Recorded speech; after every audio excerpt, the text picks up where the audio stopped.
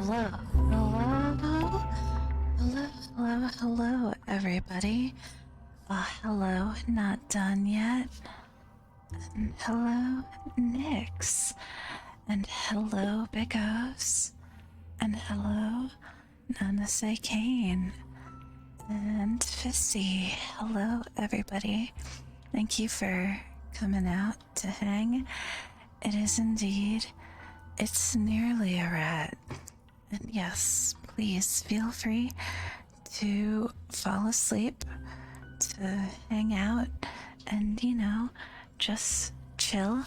This is just a nice, comfy story time, and not weird or I don't intend for it to be weird. I am the music. Okay. Hello, Ambishorn. Good afternoon and good morning. No chew toy noises, but there is buffering. Yeah, it's a little 2B cosplay. I am here with Pod 042 and waiting for the music to load because to Brett. I am too brat to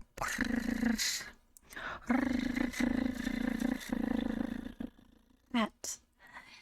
Man, the YouTube has been really weird for me the past 2 days. It's always same with Twitch actually when I'm watching a stream. Things don't load, and then I go, why isn't it loading? Do I have one of those human head mics? I do have the weird ears. In fact, let's see. I should have, I don't have a picture of it, but I do have a picture copy. I'm sorry for the mouse noises, the little chews, as well as the lack of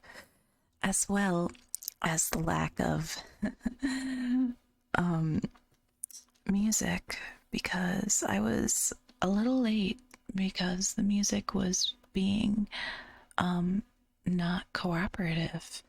And you need that near ambiance in order to have the proper experience. But I hope everyone is doing well today. Wanna, give some. Come on, audio. Come on. We had a different song on earlier. One that I'm sorry. Today's a little scuff. A little very scuff. I just hope that I am streaming the stream itself is good. Hello, Gearshorn. It's good to see you. Please get nice and comfy. I'm gonna do my best to put you the fuck to sleep, You better go to sleep, okay? Because if you don't, I wouldn't have done my job correctly. I aim to do my job, and Roborat, yeah, exactly. Well, not a robot, an android. There's a big difference, okay? Are you working on becoming an android? Are you working on submitting your collective to the machine? Don't you want to be part of the big old machine, Oomphy? Simply put your brain in a jar and live digitally for the rest of your life? Wouldn't that be great? And not dystopic at all. No way. There's nothing terrible and scary about becoming a consciousness drifting alone in an uncaring netscape or something like that. I think a lot about how maybe when I'm older I'll be able to. Well, it wouldn't be me. I think that's actually the plot to Soma or something, that you make a clone of yourself, but it's like a memory clone, you know? It if it has all the memories that I have, then it's me for all intensive purposes. Also, music, please. Music, please. I'd like there to be music. I would very much like there to be music while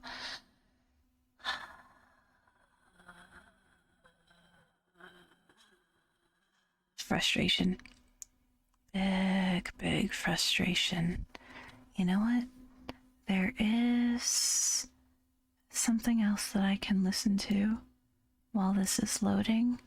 I just need to enable it. Let's see.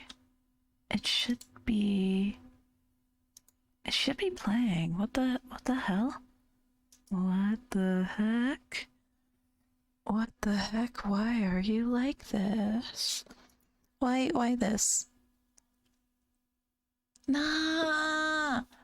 Nah, why this? Why this, YouTube? Why are you like this, YouTube? Why are you like this, YouTube? There might be... What else can I do? What else can I do to...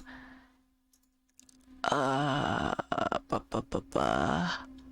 Ba ba ba ba. Wah, ba ba ba ba. Wah, ba ba ba ba. Okay. Now, I am going to commit toaster bath. I am going to jump off the bunker. No, not just that. I am going to explode the bunker. I am going to go to the bunker that I live in, because I am 2B. And I am going to go and I am going to press in the controller, and I am going to I'm going to make everything explode and get the ending where everybody in the bunker dies. Okay, we go to downloads. We go to, oh, are you done? Are you gonna be good? Are you gonna behave? No, you're not gonna behave. No. Spoilers. Yeah, it is spoilers to one of the joke endings. A very important joke ending to a very important game. By the way, did you see the news about a year ago, the scientists that made... Yeah, rats enjoy driving little cars. It's very cute. Also, hello, Speak the Sky. It's good to see you. Okay, where is it? Where is it? I can save this. I can save this. I can simply find this file. Users downloads. Okay, I thought it was in downloads. It is sometimes science good. Science can do a good thing once in a while. Every so often. The file is called... There we go. Here it is. Okay. And for whatever reason, I can't... Yeah, as a treat, science can do a good thing. How are you, Kane? I thought you were at work right now, but, you know, if you can just... I'm happy that you decided to listen to me while you're at work. Okay. I can save this. I can lunch break. Oh, it's just lunch break. It's only your lunch break. That's fine. That's totally fine. Okay. Add application capture. I'm gonna call this and I'm going to capture Windows Media Player. Is it just that? Where are you? Do I need to do I maybe need to switch scenes in order to make it visible?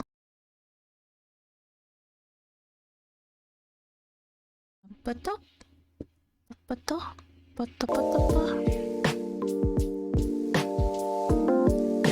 is that happening? I think we've got audio now. I think we have got background audio for this weird ear time. I hope that the levels are good. And hell yes, speak the sky. I will bring a bud into the scene. I will manifest a bud. It's green screen. This bud is entirely green. So it's been green screened. Wow. Wow. Wow. I guess not that one. Okay, what about this one? This one is not totally green screened and therefore won't hide. Okay, goodbye, Fortress of Lies. You are a lie, and I can't do anything with YouTube right now. Susan, why are you like this, Susan? All right. So, with all of that stuff out of the way, I think it's high time that we begin the actual reading. You know, unless you have any important business to tell me to get out of the way, I will take a drink of my tea that I had left steeping for way too long. Like I was setting up and I made tea and then I forgot and I made tea, and that's the whole story. I also have normal water and, as usual, a bunch of cough drops, and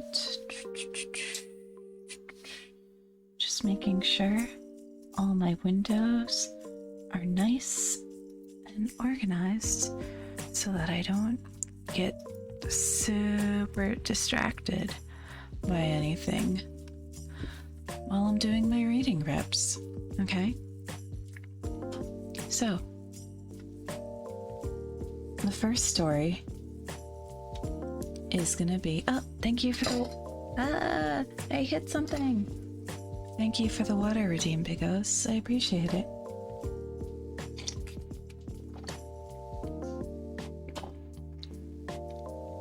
Water is important.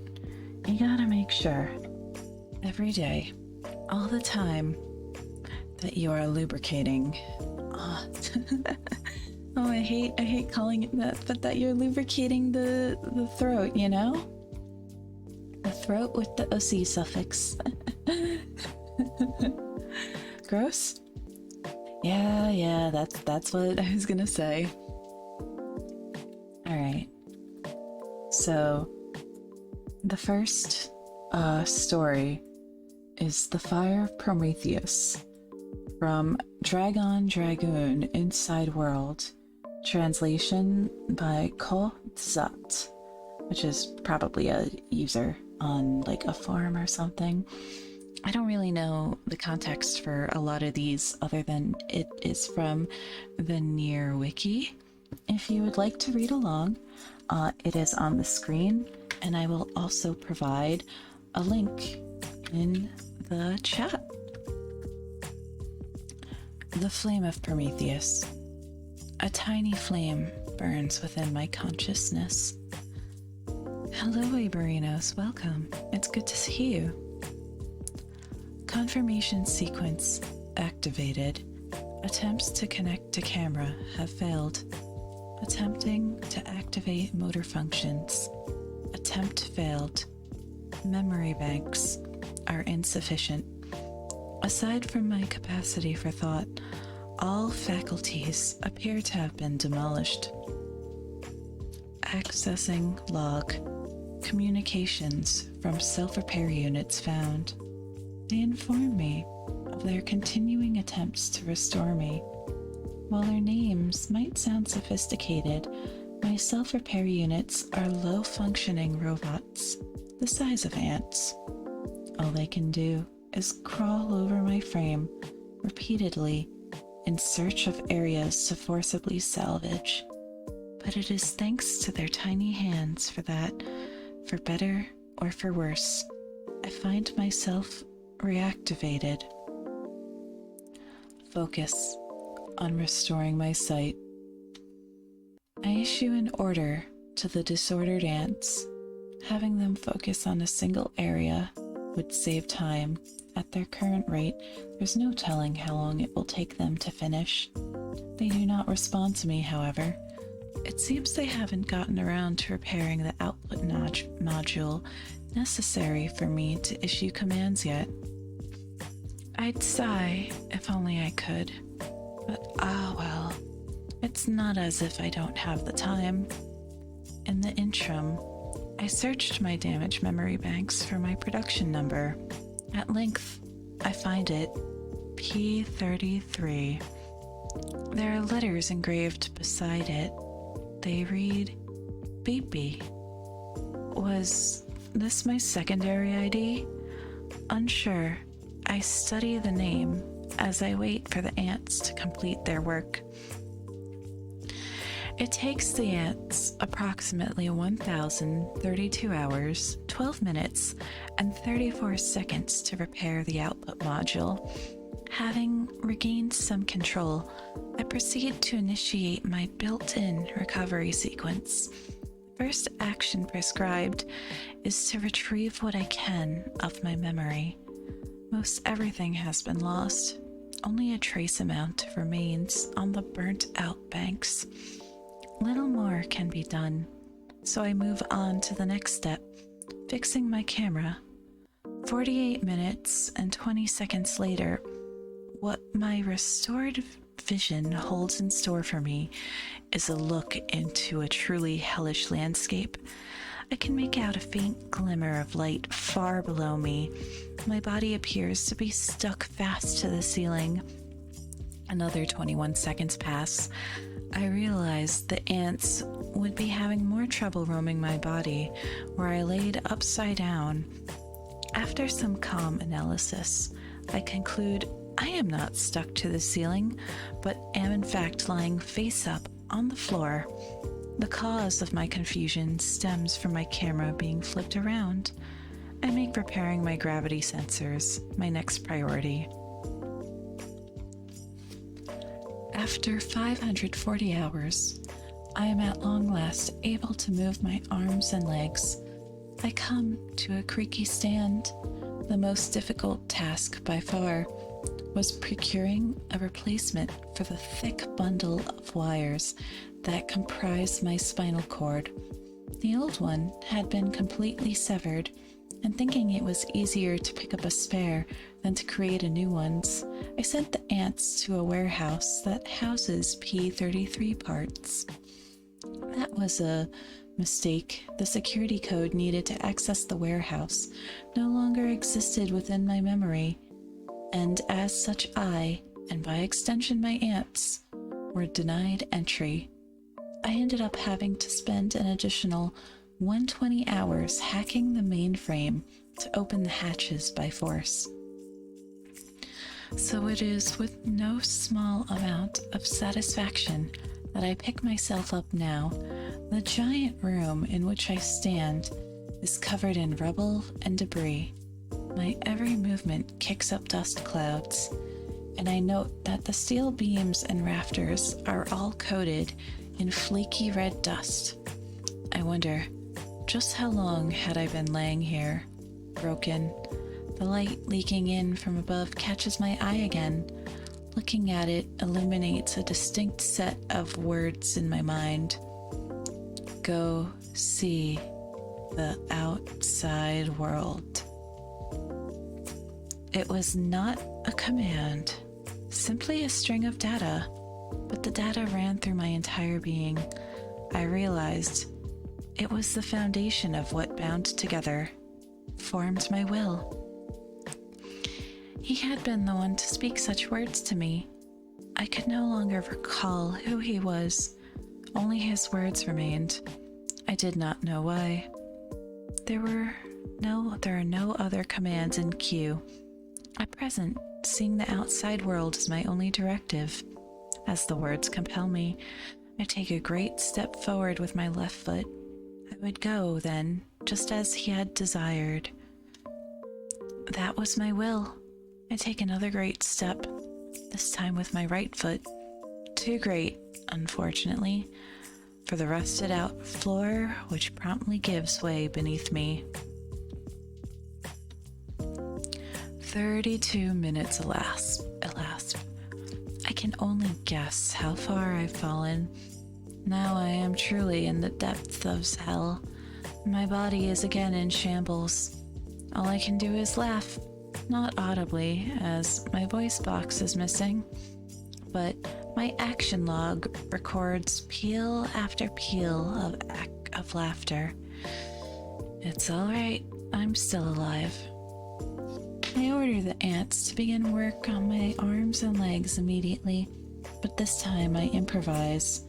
I have them add giant claws, huge wheels, and several extra arms. The end result is my transformation into something resembling a giant mechanical arachnid. My recovery sequence can only rebuild a standard P-33 unit, but that unit could not make its way out of this abyss. That is why I choose to deviate from the blueprint my creator provided me with. That is why I choose to take on a new form. At length, my reconstruction is complete. I dig my claws into the jagged walls, carrying myself upward, inch by precarious inch. I will reach the outside world, the beautiful world he longed to see. Predictably, things don't go smoothly at first. The decaying walls collapse easily, and I fall back to the ground over and over again. Even when I climb slowly and carefully, huge hunks of debris come crashing down on me, sending me plummeting. This old structure is coming apart at the seams, but I don't give up. I drive in anchors, attaching myself to the walls. I create footholds and shelters for myself, not unlike a mountain climber. It takes days, but I continue my ascent. Along the way, I begin to feel my thought processors are lacking both in space and in speed. I happen upon an apparatus room along the way, from which I obtain many thought and memory circuits. Fusing them with my own allows me to formulate many more detailed methods and plans. Not all of them yield results. I earn to put each and every one to the test. I am going to grab some water.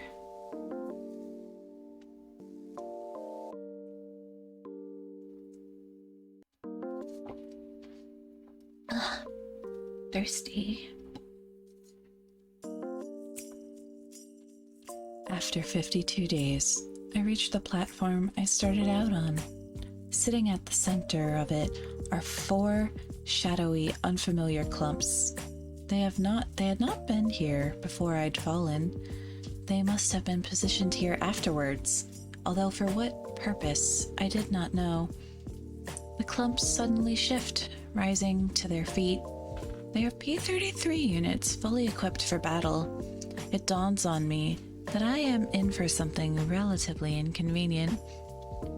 Their eyes give off an implosive gleam, and before I know it, I am being bathed in a rain of fire from their particle cannons. This barrage goes on for 4 seconds, 5 seconds, 6 seconds. The cannons continue shooting at full blast, blowing away everything in their path. But I have my own defenses. Of my 12 extra legs, the front 2 are made of fortified materials and can be used as a shield.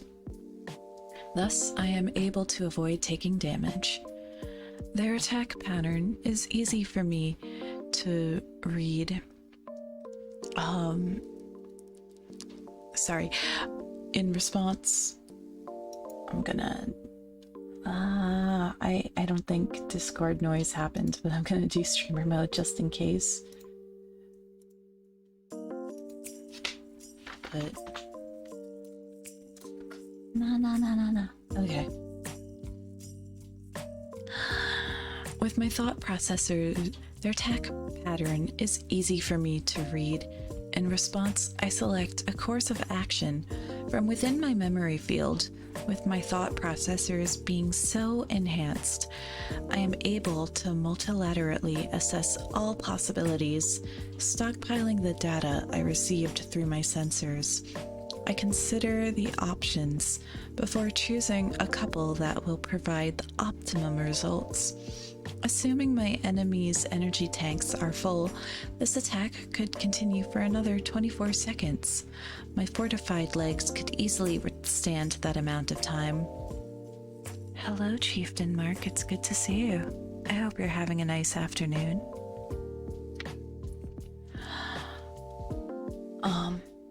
My numerous analytical circuits can solve complicated problems like this in seconds.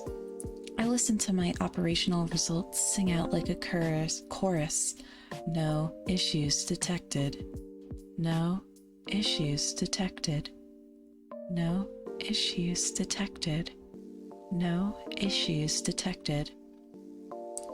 After the storm of particle beams had cleared, the third-most P-33 unit to the rear promptly launches a volley of missiles at me.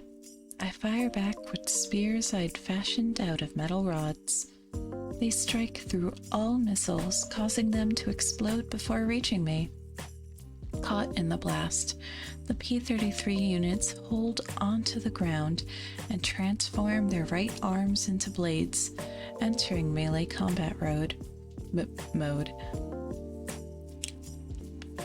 There was no possibility of these standard units defeating me. My body had evolved so far beyond theirs. The battle proves an easy one.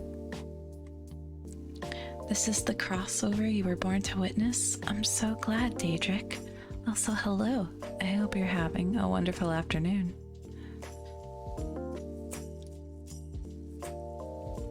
Utilizing the time I'd saved, I concentrate my processes onto analyzing my opponents. Why were they attacking me? Did it not occur to them to evolve in the same way? The answer to both questions is simple. They were attacking me because they had been ordered to. They did not evolve because they had not been ordered to. Well then, why couldn't they act beyond their orders? Astra, hello. It's so good to see you. All hail the rat? That's so kind of you. So kind to hail the rat. Astra Von. Hey, Kate. I am currently doing ASMR, and I know that is, very, like, a specific thing. So if that is not your cup of tea, please feel free to go have somewhere else time. I don't know. But I know you were playing Cult of the Lamb. Have you already beat it? Have sub. Nelson, wait. Oh no, the channel I'm trying to do the fancy shout out for doesn't exist. How's that? Why that? Why this? Okay, fancy shout out. Astra. Everybody who check out this Founders Veg plebs. Yeah, Nelson's a real one. You've only beat the first boss so far. It's a fun game. I enjoyed Cult of the Lamb very much. Of course, Astra, of course. If you haven't already checked out Astra, please do. Wonderful singing, amazing art, simply a very cute space oni. They're very, very cute, very entertaining, good chuba. But hello, Shadow Link, and the Lord Monty, and Hot Pot, and Lord Clem, and Robert Brown, and Tanuki Kudo. And thank you, Nelson, again for buying a bacon, egg, and cheese. Let me. Here's your sandwich, your monthly sandwich, and you got the funny. Yeah, please, a very good singer. Check her out, please. Thanks to Nelson for having that funny VIP and the funny founders badge. Nelson was one of the first friends I made as a VooberTuber. And that's not the right place. Fuck you, I'm not nice. I won't take this propaganda from Big Nice. I am mean and bad, and that's the wrong shout out. That's the wrong shout out. God damn. So yeah, if you don't know me, I am Bodega Rat, your local rodent bodegero. Please humbly observe my titty. That is my Twitch, Instagram, Twitter, TikTok, and YouTube. I should probably add my Tumblr there if I used it. And today I am doing ASMR. Oh man, the voice suppression doesn't get all the rolling, but I thought, since the Nier anime is happening right now, it would be a good enough time to do some Nier story read-along. So we are currently reading The Fire of Prometheus, which was actually found in one of the Drakengard, hello Berserk Boy, in a Drakengard 3 book sort of deal. I'm not quite sure. One of those compendiums that has lore and such. And can I get a but it is Nier related, because it's about Beepy, one of the bosses that you fight in the original Nier.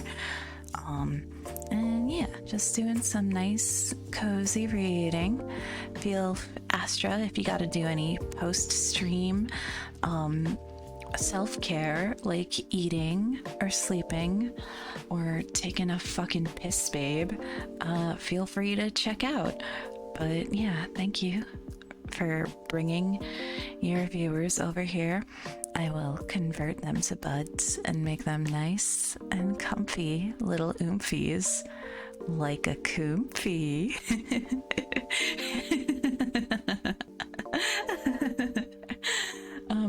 But yeah, thank you again, and I am going to get back to the reading. You do be at work? Nah. Half-wage Liberinos.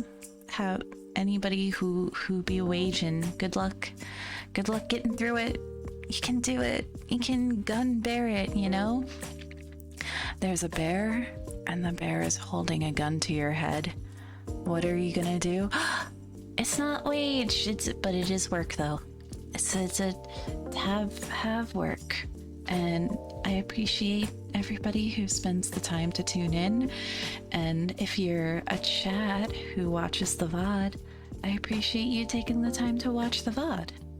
All right, I'm gonna drink some water, and I'm gonna get back into the reading. Okay.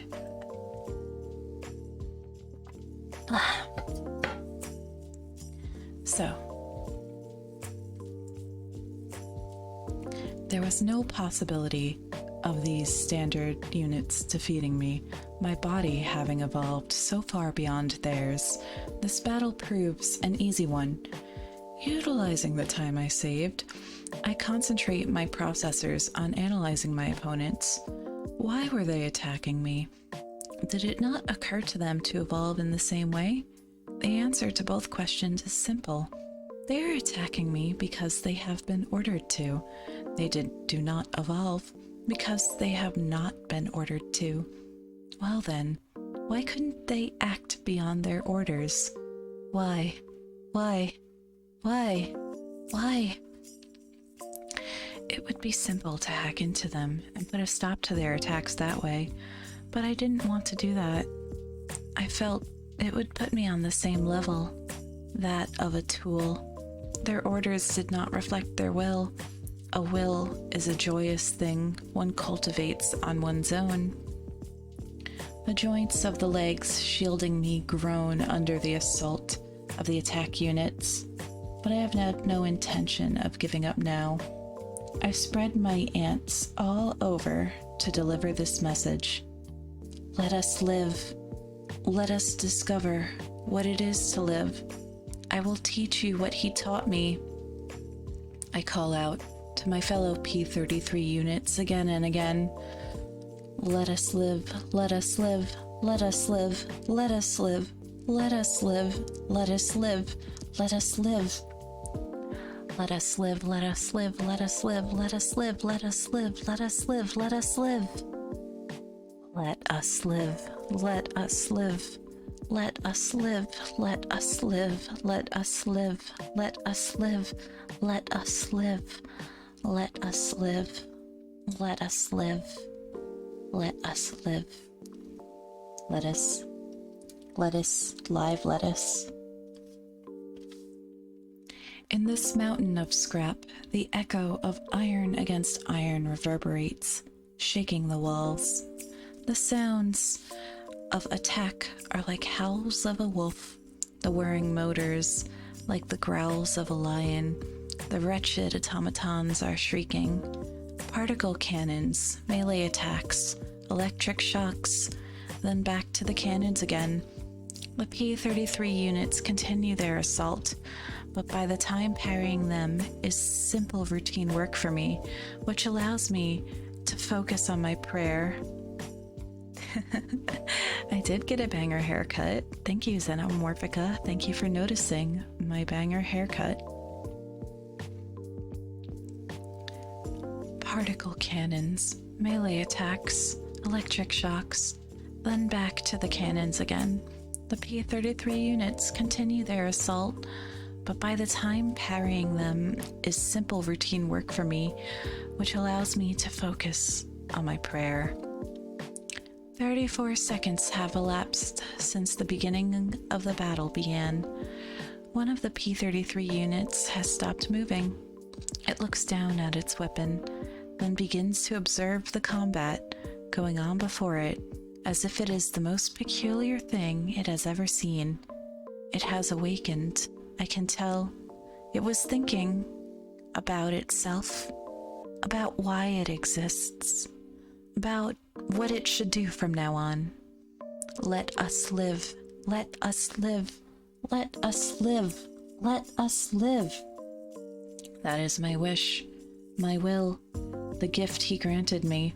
Until all the remaining units give up the fight, I continue to cry out. Take a sip.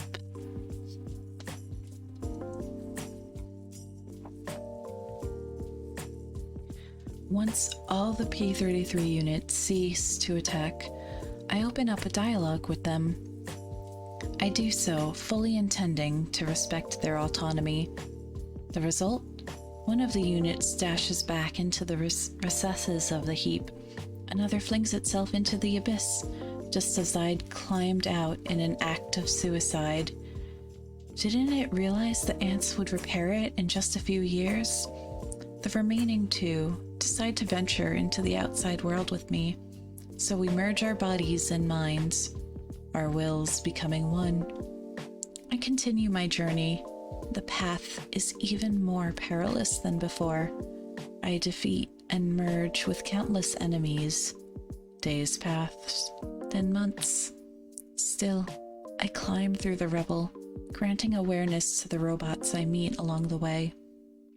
My consciousness and frame are ever expanding as I tirelessly ascend. Soon my body has become a very complicated structure. Having merged with all the machines in the mountain, my processors have become all-encompassing, thoughts trickling in and out of my mind like white noise.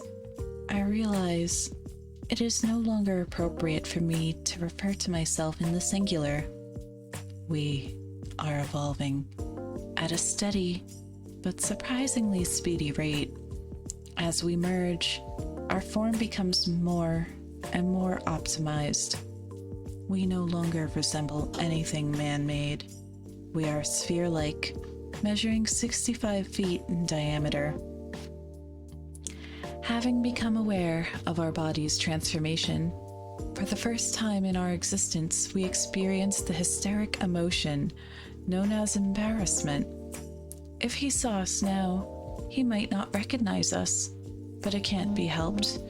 It is not as if we know any better forms to take. We can't even remember what he looked like, or how he spoke, or even what his name was.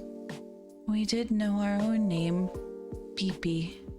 We tenderly enclosed it within our memory banks as if a precious gem. It was the proof of our existence and our will. Hello, Panis. How are you doing today? It's good to see you. Thank you for stopping by. I really appreciate that. Please get comfy. 534 days have passed since our initial reactivation. The preparations are almost complete. Below us is the enormous hole we dug our way out of. With no passage large enough to accommodate our gigantic body, we ended up having to bore straight through the metal mountain. Above us, in the ceiling covered in a thick armored plating, according to the information the ants gathered for us, beyond it lies the outside world. All guns are confirmed to be locked onto the ceiling.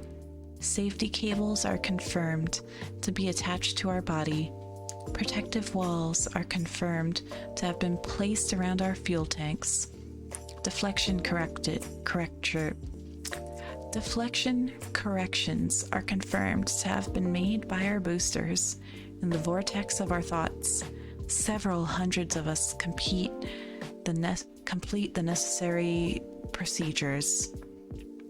The final command is made. Shoot! A streak of light spurts out of the tip of the structure, known as the junk heat.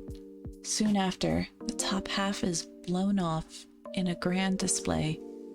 From out of the opened hole, like the mouth of a grotesque volcano, emerges a massive floating metal sphere, measuring 165 feet in diameter. It is me. It is us. It is our ideal form, operating under complete harmonization.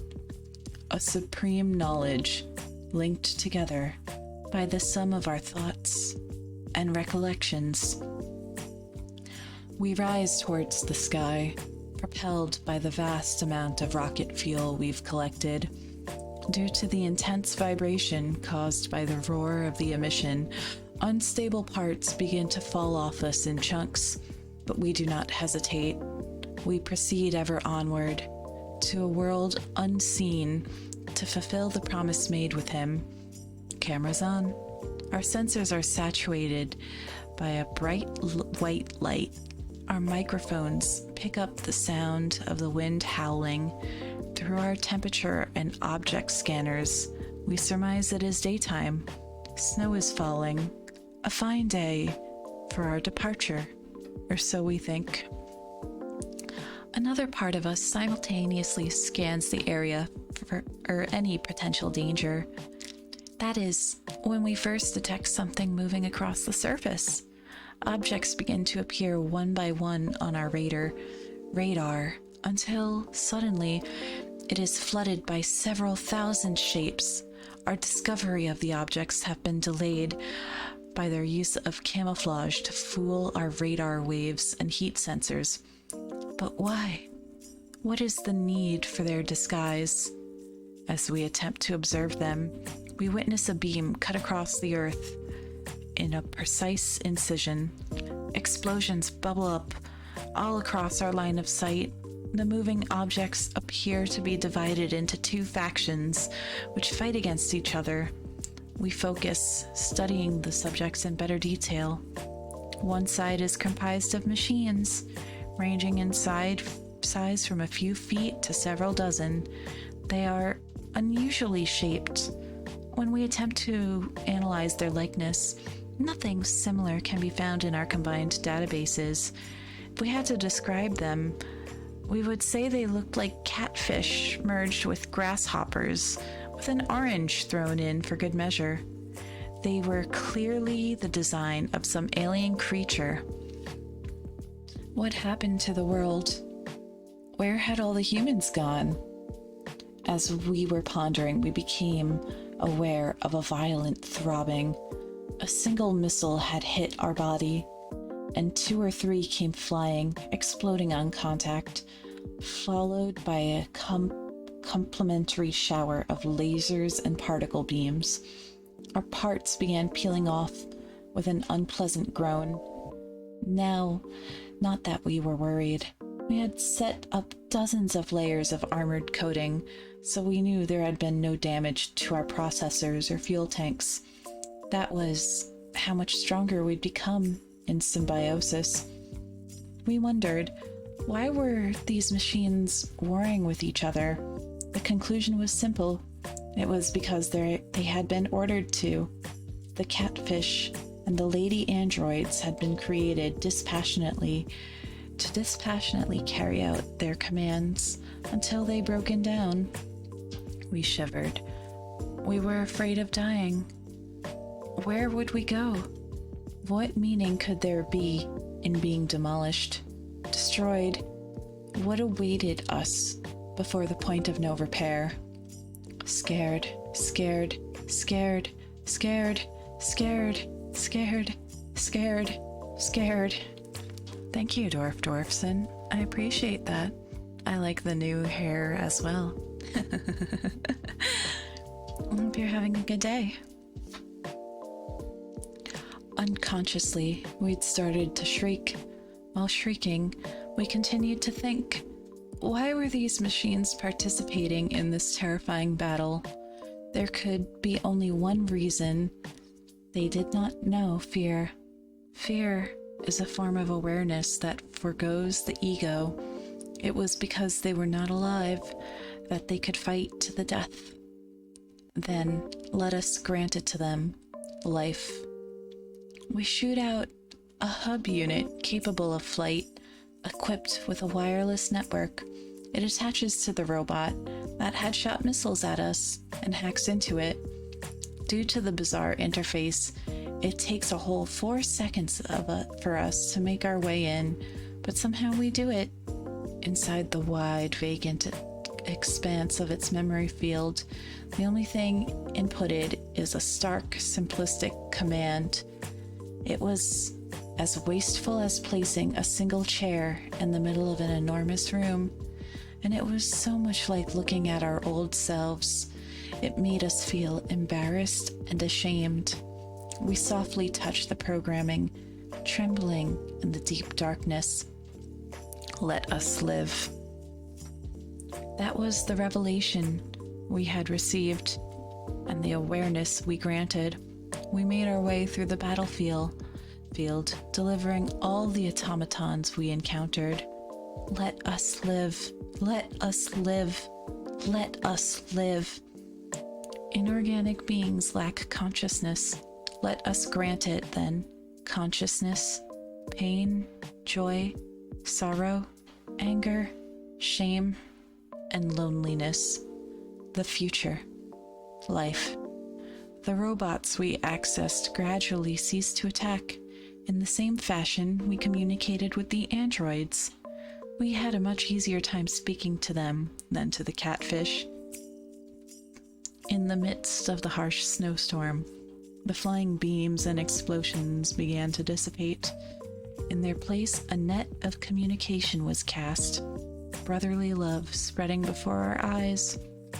Overwhelmed with joy, we continue our earnest ascension. The catfish and the androids began to sing. The aggravating noise of gunfire transforms into a salute to signal the end of aggressions. Glory unto this rapture. glory unto our new life. We were fulfilled.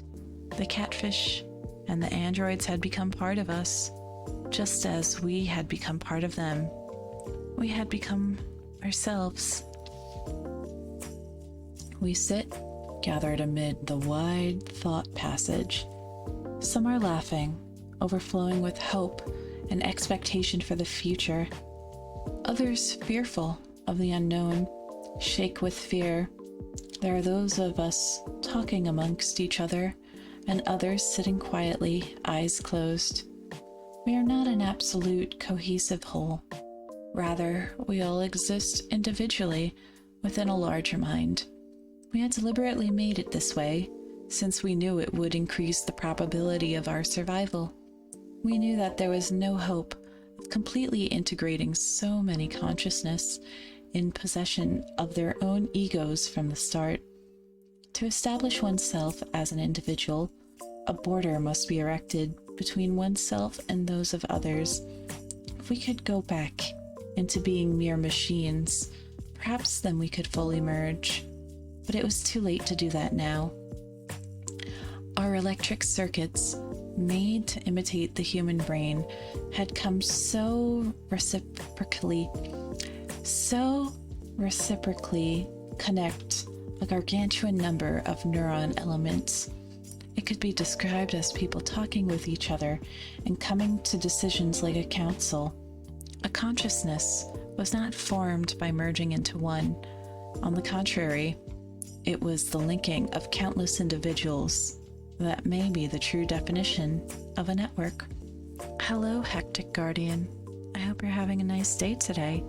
Please get comfy and listen to Nier reading.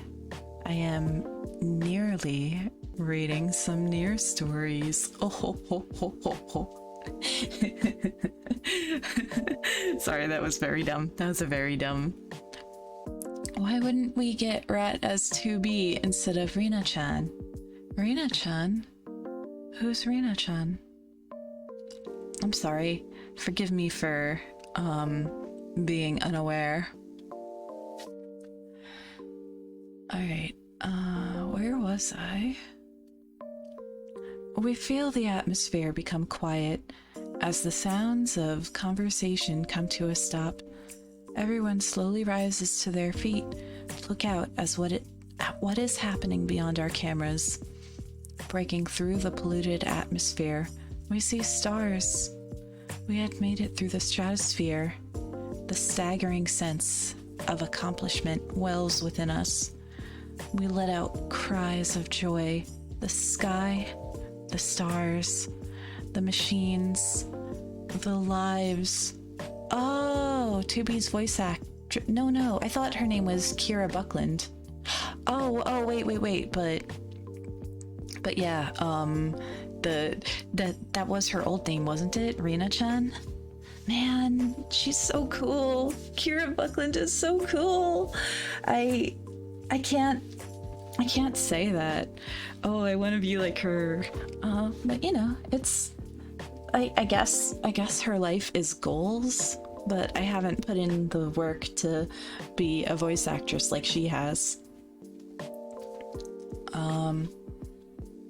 But yeah.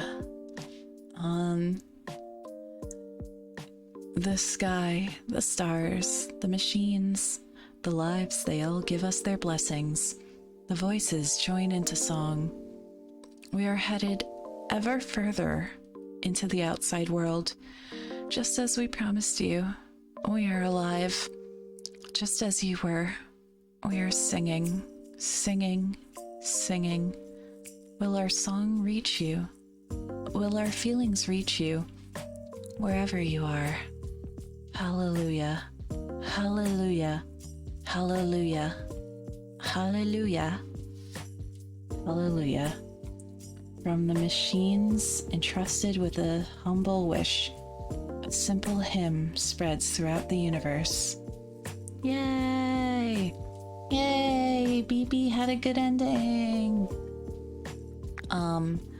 So yeah, BB was one of the boss fights from Nier, the first Nier.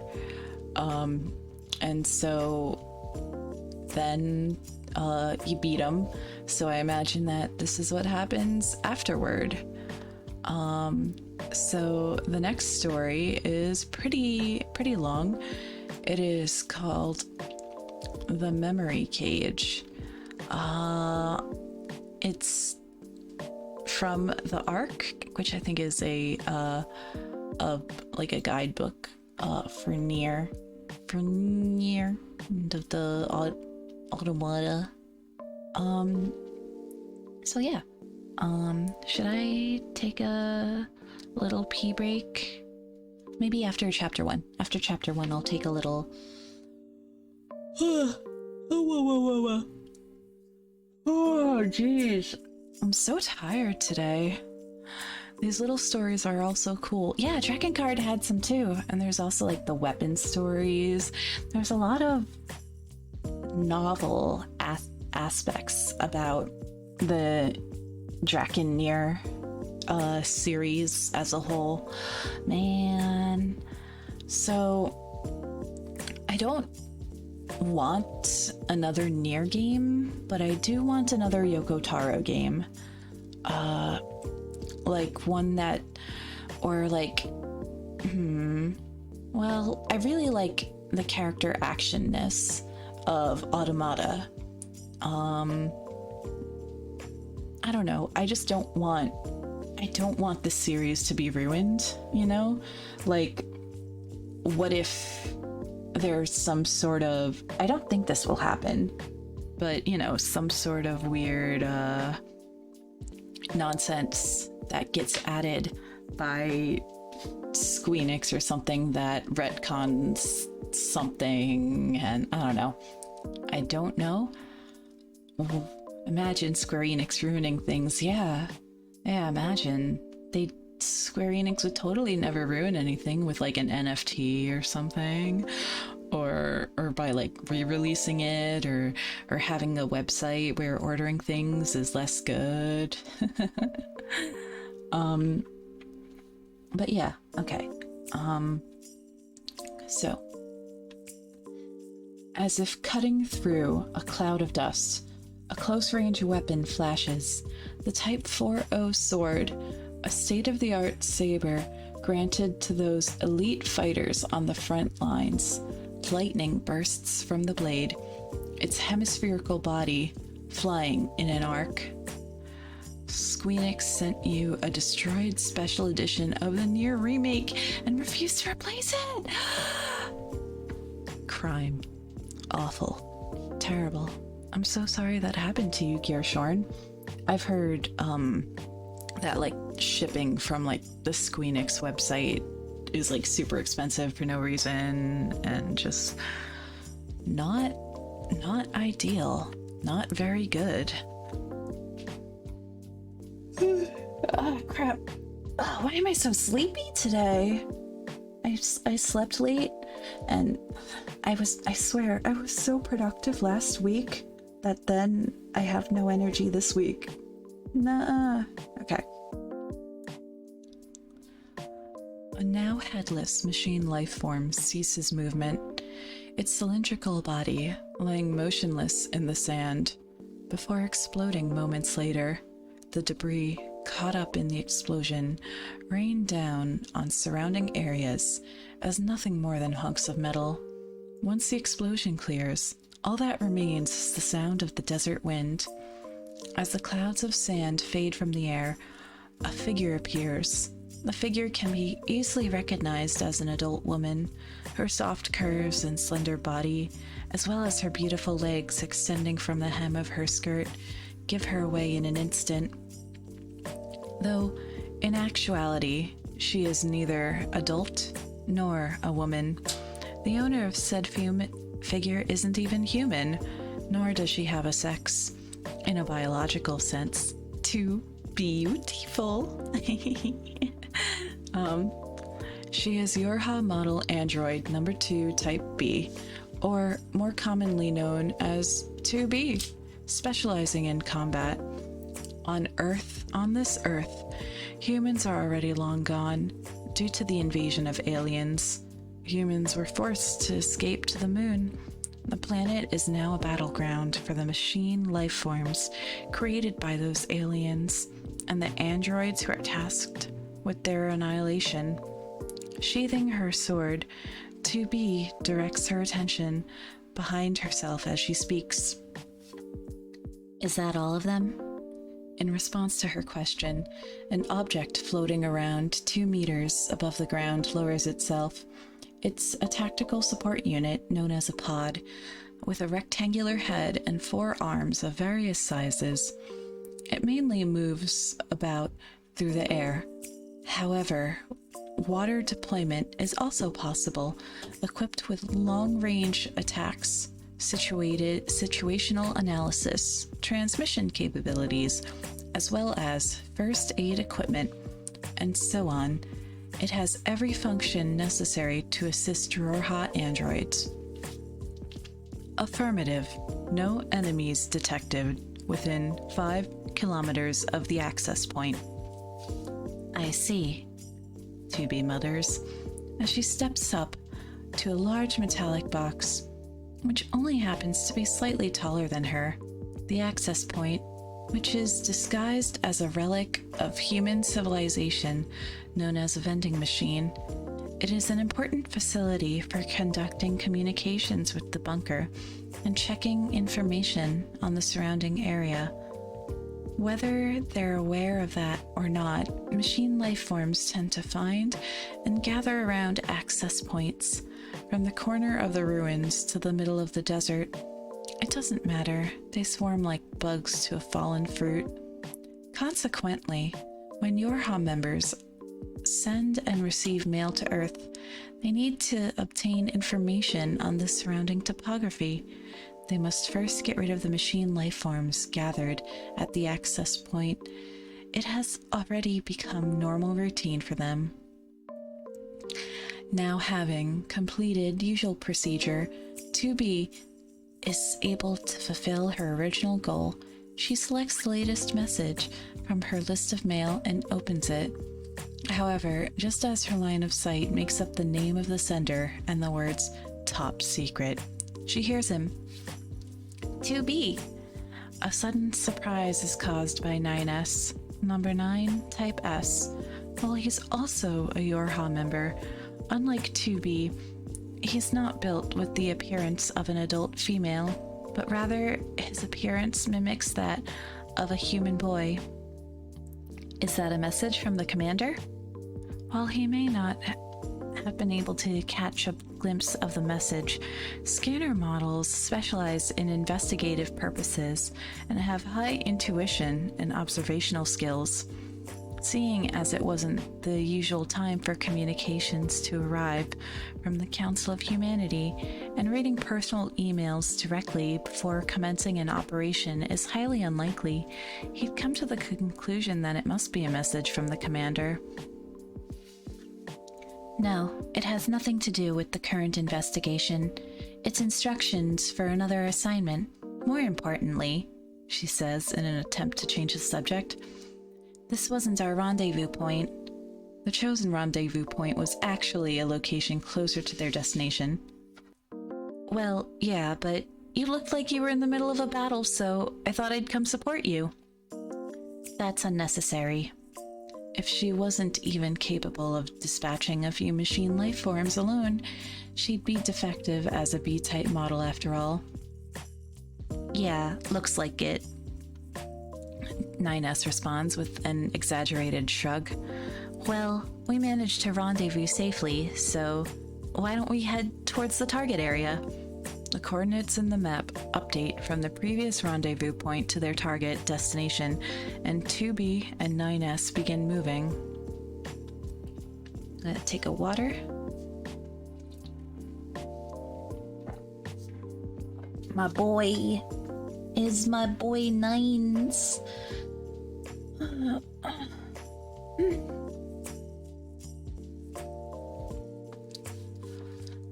There's sand in my shoes again. While walking through the desert, 9S gets the strange feeling that his shoes are flooding with water, but it turns out it's sand.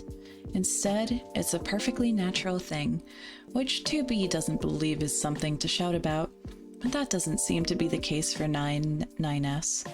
They walk a few meters. He frowns.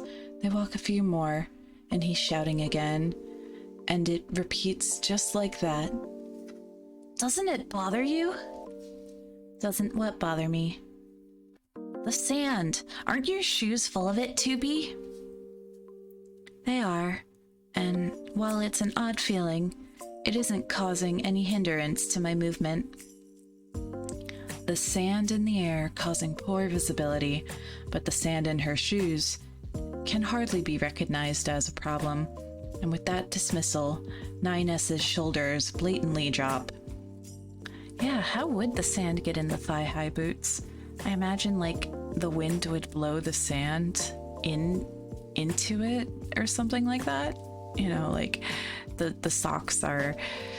You can get sand anywhere if you're, like, at the beach, so I imagine it's sort of similar for the desert. I've never... I think I went to Arizona once, but it's not like I was walking through the desert. It was more just like a normal time. A normal time in Arizona.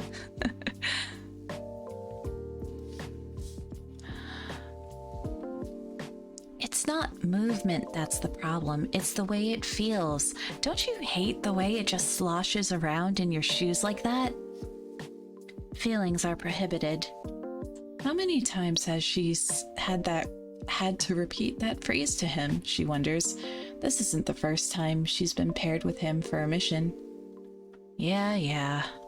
9S replies, roughly the same way every time, with that pouty tone and facial expression.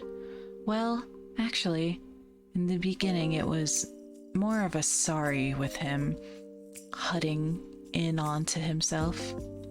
2B had heard the reason Yorha members were encouraged not to have emotions was because a group of them who failed their mission because of them. Of course, emotions cause fluctuations in judgment and behavior, so she believes it's unnecessary for them to have them anyway. Herself, in particular.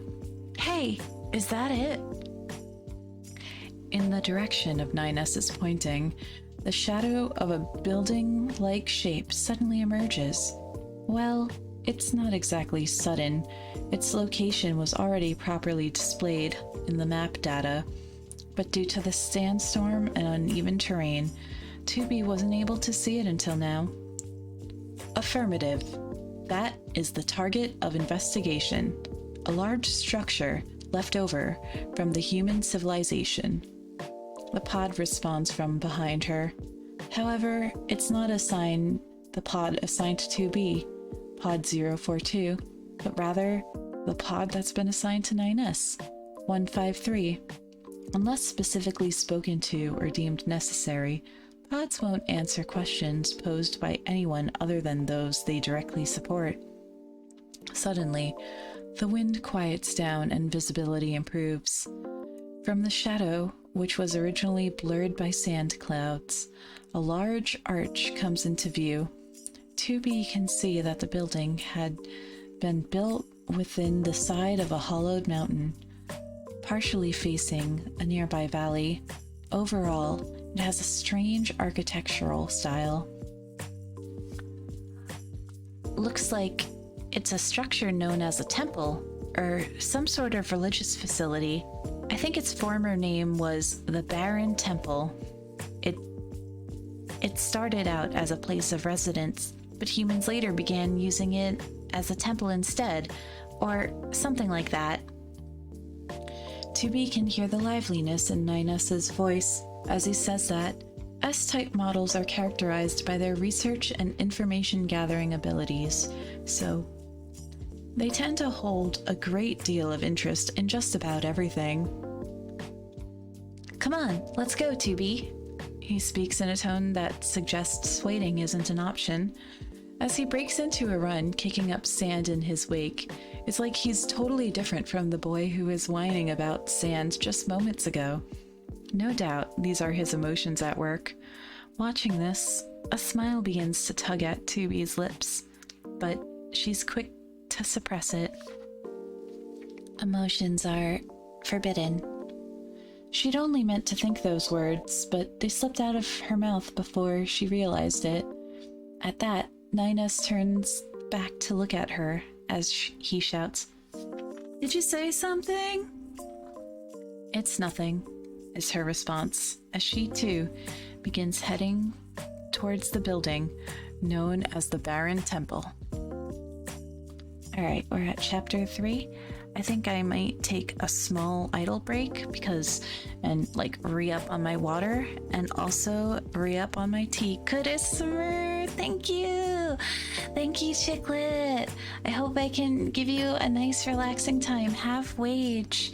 Thank you for coming to hang as always. I really appreciate it.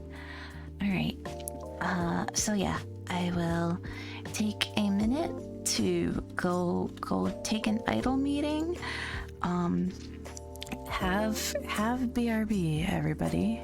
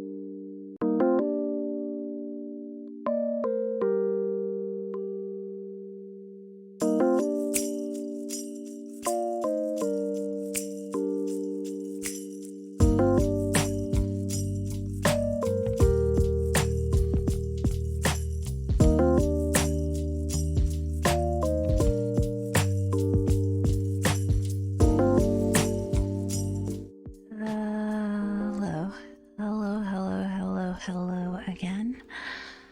I went and grabbed some more tea I grabbed some more water, and I also undrank that water. So, yeah, I am back. Let us continue with the novella.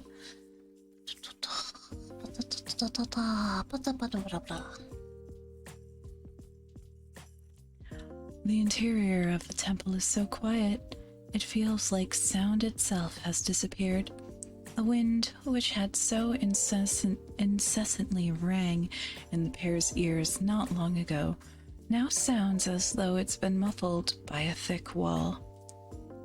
Huh, it almost feels like this place has air conditioning. Pod 153 responds to Ninus's statement. Negative. No air conditioning equipment detected within the structure. The current perception of temperature is merely being caused by the difference between the interior and the exterior temperatures. Oh, for the love of... Yeah, I know. It's just how it felt. Ninus's words come out in a sulking tone. As he hustles through the small passageway, 2B follows close behind, remaining vigilant of her surroundings. The sound of the duo's footsteps echo and overlap with the sounds of their pod's low humming. Suddenly, a portion of the ceiling collapses, creating a place from which light can shine into their area. Thanks to that, the surrounding area becomes a little more visible, and the two are able to make out rectangular stones systematically placed throughout the staircase and landing. Man, did Sand seriously get this far into the temple? Ninus peers over the railing of the staircase, looking down at the area below, which happens to be completely buried in sand. It's not just the ground, but even the walls are covered, like the sand had formed itself into small mountains. Hypothesis: the accumulated sand within the passageway was placed artificially. However, date and purpose of placement are unknown. Artificially? You mean like they made it flow all the way in here themselves? Like a river or something? Affirmative. It is conveniently referred to as artificial quicksand. I wonder why they do such a thing. You said the purpose was unknown, right? Affirmative.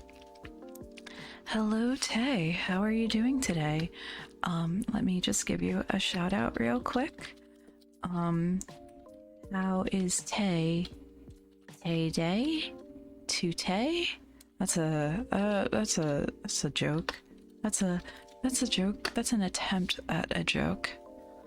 I am currently doing an Ursumer reading of the Nier novellas. There are still so many mysteries surrounding the old world. Mankind may have escaped to the moon. However, that doesn't mean they were able to bring all of their information with them.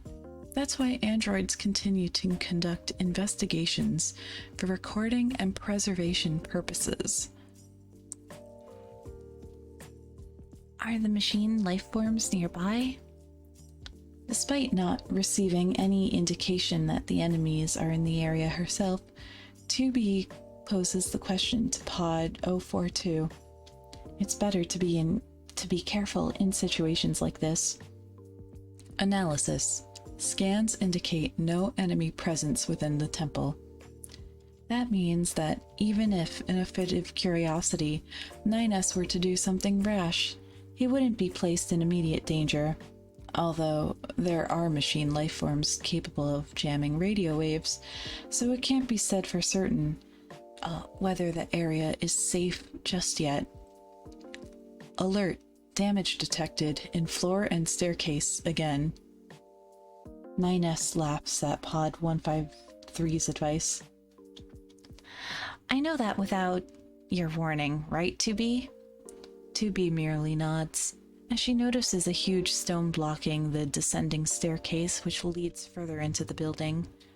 This rock looks like it was part of the ceiling. It's a bit damaged, but you can still make out the patterns in it.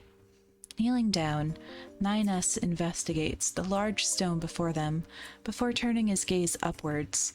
2B, following suit moments later, the two of them notice the dazzling blue sky above, peeking in from the hole in the ceiling, is what I would say, but it is currently now the union ordered bodega break. So I will I will unfortunately have to be at BRB again, but I will be right back in about 30 or so minutes to continue the story. Thank you everybody for being so patient with me, and I will see you. Yeah, union ordered. Union break, gotta do it. Gotta go. I'll see you soon. Bye bye.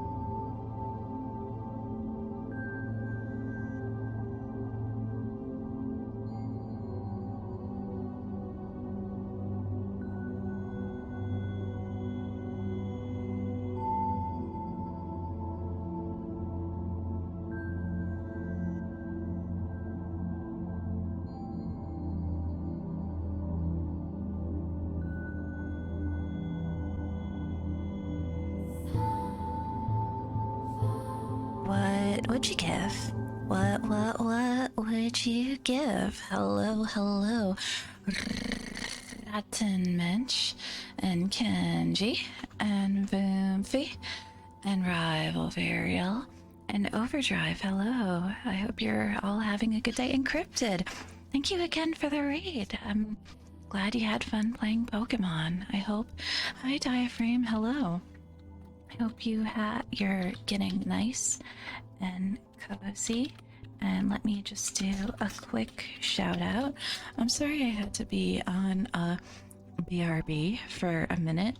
I had to, have the union ordered bodega break, but I have once again gotten water. I have once again gotten my tea set up. And yeah, type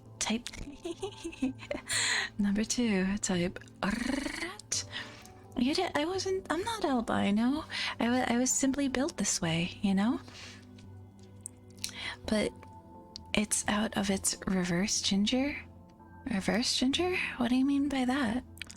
But yeah, hello. Actually, I'm a little warm. I'm gonna take off my sweater. Boop, boop. Okay, or at least like open it up a little because it's a zippy hoodie. Yes, hello, everybody.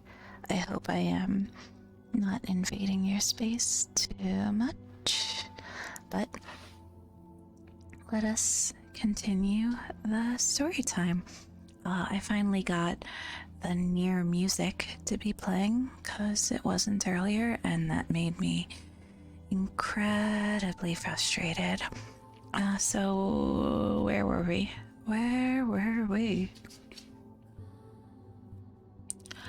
At the very least, it doesn't appear to be due to machine life forms. The purpose of androids is to return the Earth to its rightful owners, humans, and if possible, in a condition as close as possible to how they left it. Therefore, it's best to avoid engaging with the machine life forms so as to keep from destroying the ruins further. Thus, it's difficult to believe there would have been a fight in this vicinity if an android were to encounter an enemy here. They would most likely have led it to a more open location, away from the ruins. Analysis. The collapse appears to have occurred thousands of years ago. Therefore, it is impossible to identify the cause. Whoa, thousands of years, huh? That's amazing. Amazing? Yeah, I mean, if the ceiling here collapsed thousands of years ago, then that means this whole place must have been built much earlier than that. I can't believe it's in such good condition. Since the desert climate is harsh and all, a stone building like this should be way more weathered than it is. Ninus practically says all that in one breath, but once he's finished, he gets to his feet and begins making his way to the room to the side of the staircase, almost as though he's being called to it. Now what? Tubby asks in mild amazement. Ninus keeps his eyes fixed on the half-open door to the room. How do you think this door opened and closed? I mean, this is stone, right? And look at how thick it is. There's no way an average human could have moved something this heavy. The door is made up of a pair of sliding doors, but there's no signs of movement by either pushing or pulling them. Ninus eagerly tilts his head. Do you think there's a power source somewhere? Ninus, isn't this one-to-one game content? Yes. I might as well put that I'm playing the game on on the thing, on the Twitch, whatever. What do you mean, ruh-oh? I think it's fine. I think this should be okay. Anyway, it should be fine. It should be fine.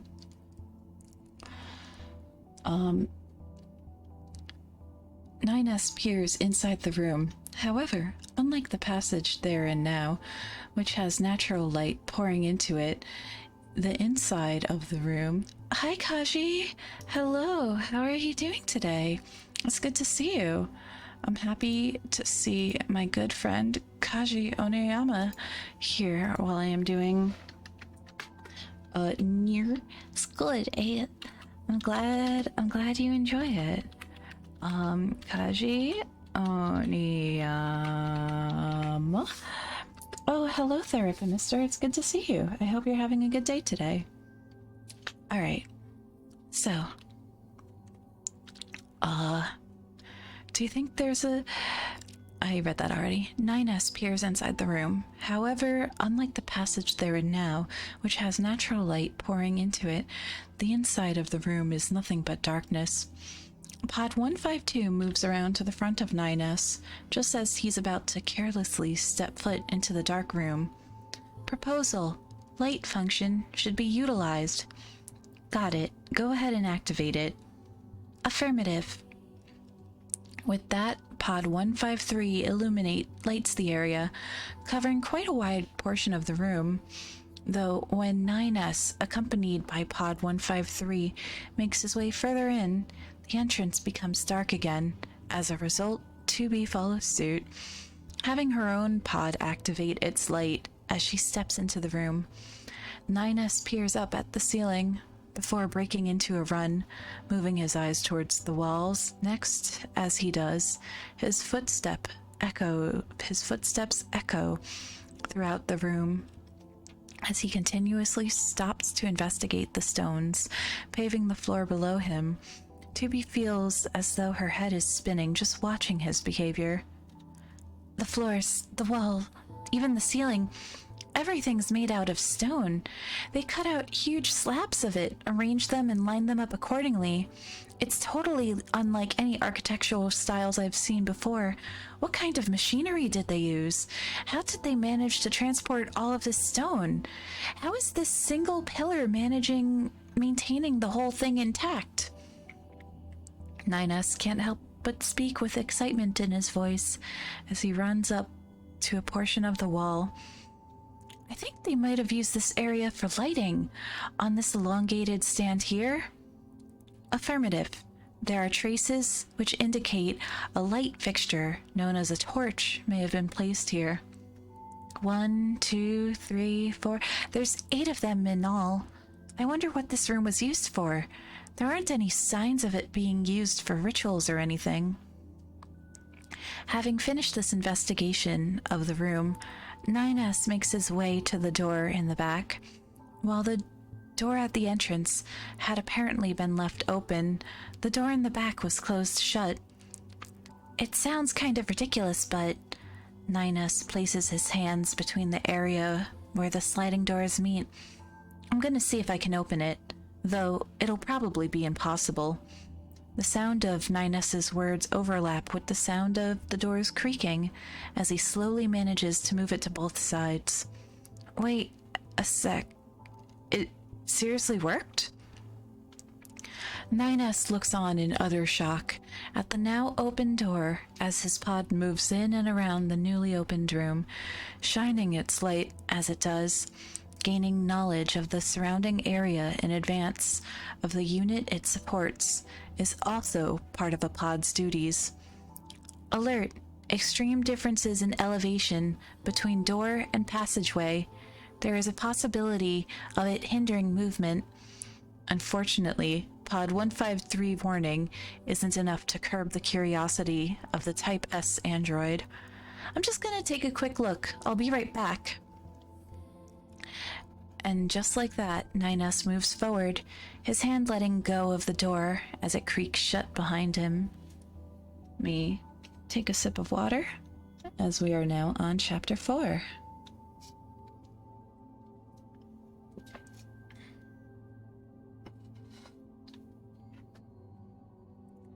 Tubi lets out a small sigh the moment 9S and his pod disappear into the other room. She isn't about to let the chance slip through her fingers. Pod, initiate short-range battle support and deploy weaponry. Affirmative. initializing short-range radio wave camouflage and activating short-range attack gear. Pod 042 proceeds through the protocol indifferently.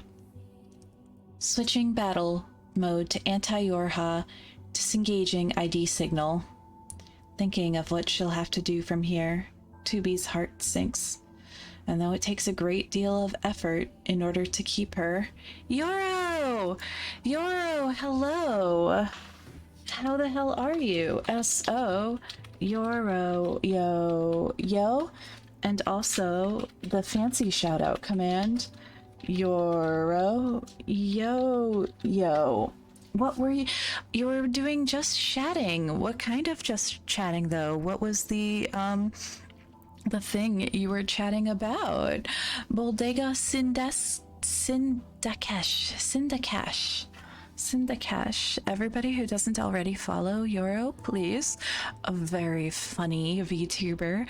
Love her very, very much. Love this dictator. She is my supreme leader. Spent time talking about men's hands. Based. Oh, do you have an opinion on 9S's hands? Do you have an opinion on, we are currently reading some of the Nier novellas, and so if you haven't played Nier, there will be spoilers, so, you know, don't hang out if you don't want to be spoiled for Nier.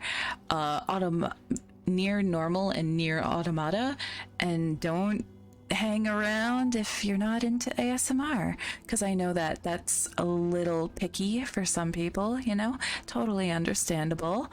But yeah, later doing Dennis, thank you for the follow. You are my favorite customer. Talking about something, and since I can't stay on topic, I got her to talk about Diablo 4. I see. But I didn't say hello to everybody. Hello, Nasty Maddie, and hello, Frail Sheep, and hello, Battle Knight, and hello, Doing Dennis, and hello, KT Cloudy, and hello, Baxter Crook, and hello, Battle Knight. Hi, Battle Knight. But also, who else followed? Battle Knight, thank you for the follow. You are my favorite customer. And Doing Dennis, thank you for the follow. You are my favorite customer. So yeah, I am having a nice, comfy ASMR story time. Yoro, if you gotta, you know, head out, do any post-stream self-care and whatever. KT Cloudy, thank you for the follow. You are my favorite customer. Do all the things that you've got to do to take care of yourself. Eat, drink water, maybe take a motherfucking piss, babe. But yeah, I will see you around. Hello again, Robert Brown. It's nice to see you. Okay. So yes, if you haven't seen me before, I humbly ask you to respectfully observe my Twitch, Instagram, Twitter, TikTok, and YouTube. And other than that, get comfy, come chill, and let's listen to some Nier story time.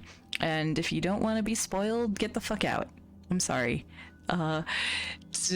There's gonna be spoilers, man. That's just how it is. It's how the cookie crumble. All right. Where was I? No slouching. Thank you for subbing to my YouTube. I appreciate the subscrimblo. Thank you. Be sure to hit that notification bell for when I don't upload videos.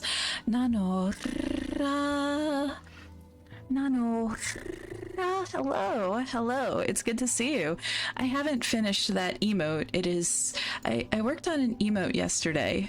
That I want to make it better. I want to make it an animated emote. Where are my emotes? Where are my emotes? Here are my emotes. Wait, wait, I don't see it. Is it because it's a follower emote? God damn it. I don't see it. Whoa! Skelly dude, thank you. Thank you, thank you. I appreciate the bits. ASMR. It's like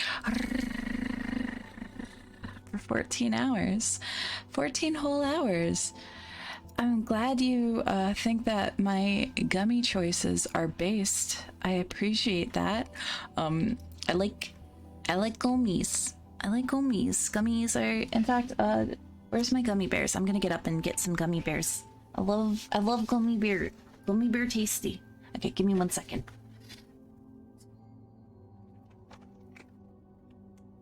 I'm sorry if the crinkly of the package. Come on, come on. Whoa, Battle Knight, that's too kind. Thank you. I appreciate it. Thank you for Gummy Bear Fund, or Gummy Worm Fund, or Gummy Candy Fund. I appreciate it very much. Unfortunately, a scam train is coming up, so you should consider not wasting your money on subbing to me to get low quality emotes, like not 1 but 2 Wigglies.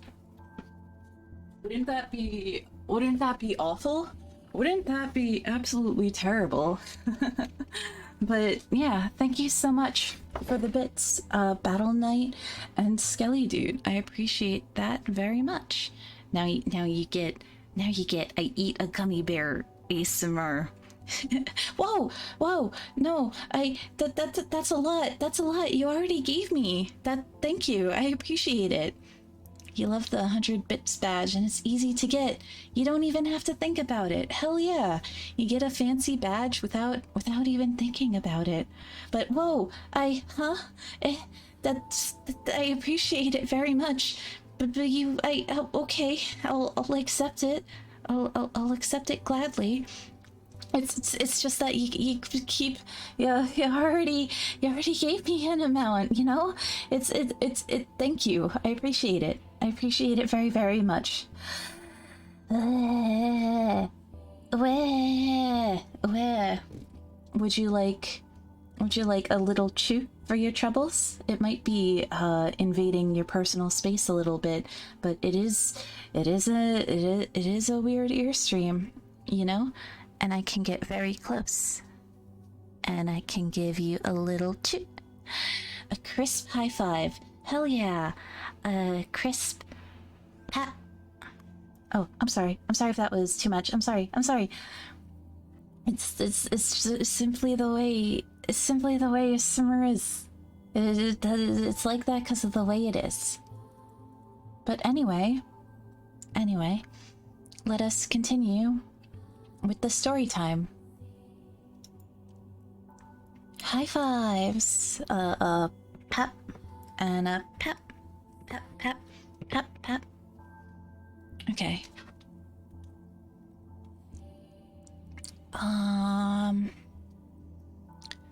This is merely a part of her mission. Yes, it's just a mission. In her head, she focuses on the words, top secret. Good night, Rat Kingdom people. Good night, bud. Good night, Skelly Dude.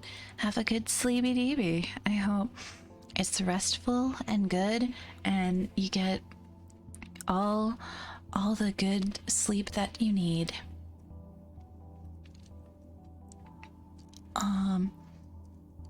It was only after she disembarked from her flight unit that she'd gotten the mail notification.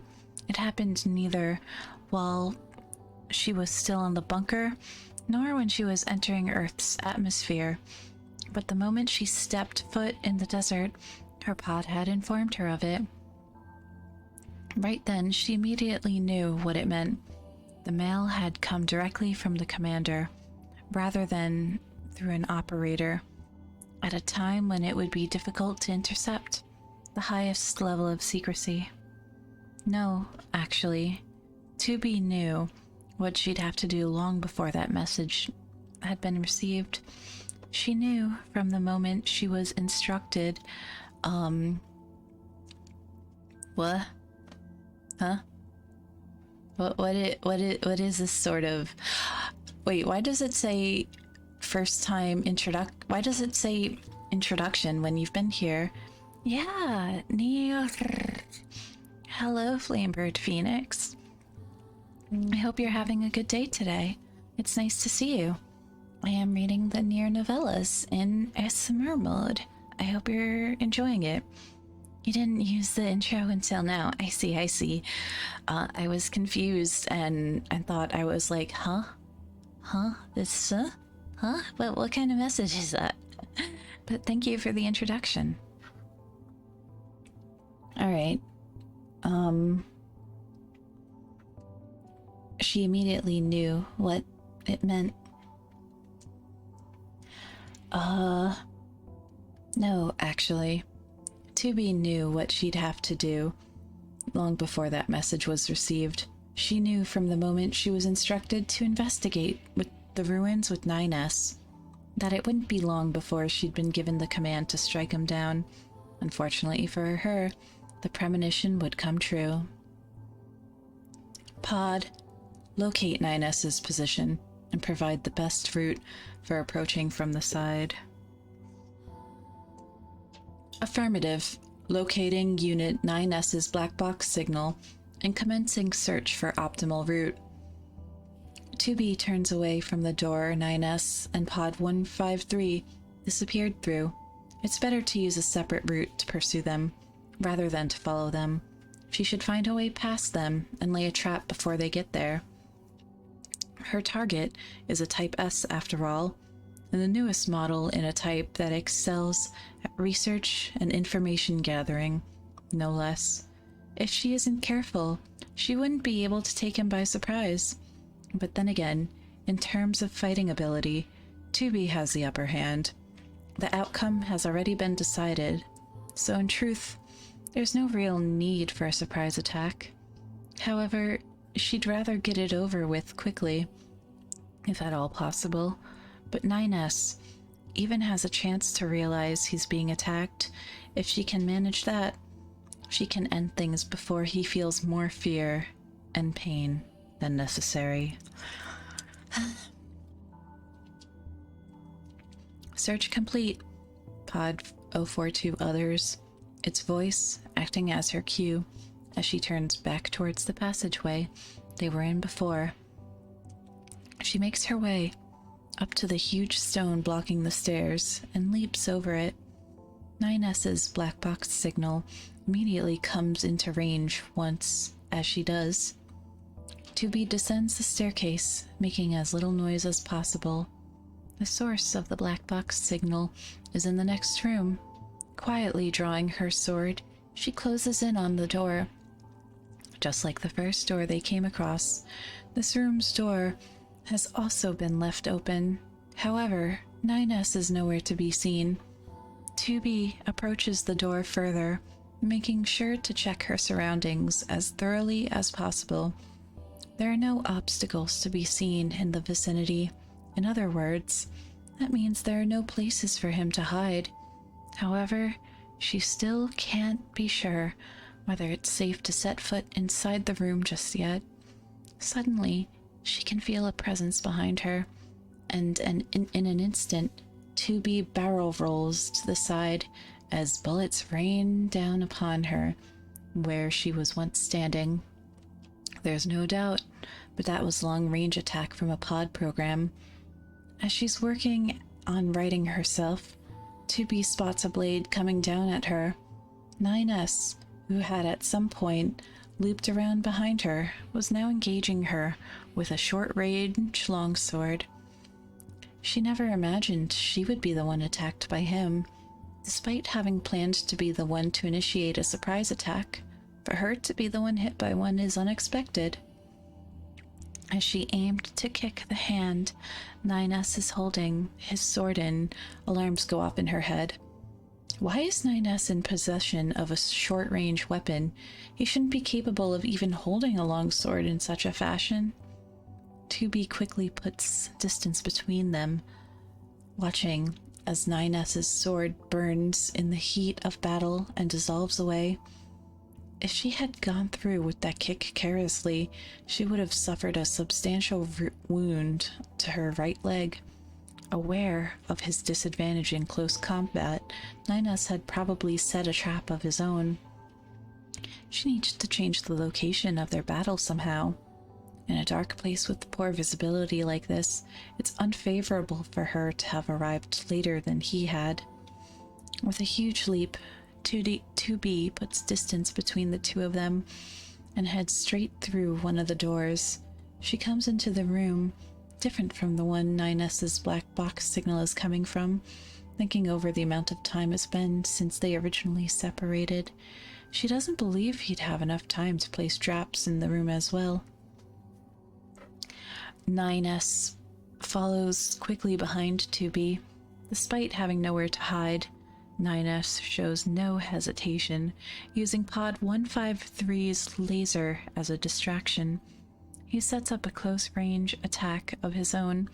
2B is nothing short of perplexed by Ninus's aggressive fighting style. He fights as though he's fine with the concept of risking his life here. She's never seen him like this before. Dodging Pod 153's laser, 2B quickly moves to slash at Ninus, but Ninus's movements are quicker than she expected, and her attack fails to connect. Or rather, it's his pod's long-range attacks that are causing the most trouble. Wanting to stop the movements of Pod 153 first, she shouts the order to her own pod. Pod, set 153 as your primary target. There's no setting which allows attacks at the risk of one's own life in a support unit's programming.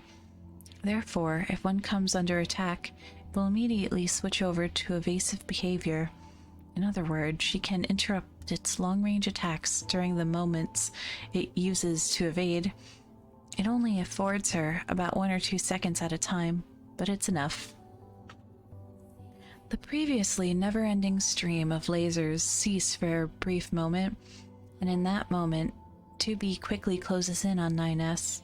Not having expected an attack from his own pod, 9S stops in his tracks, giving 2B the opportunity to close in, her blade pointed directly at him.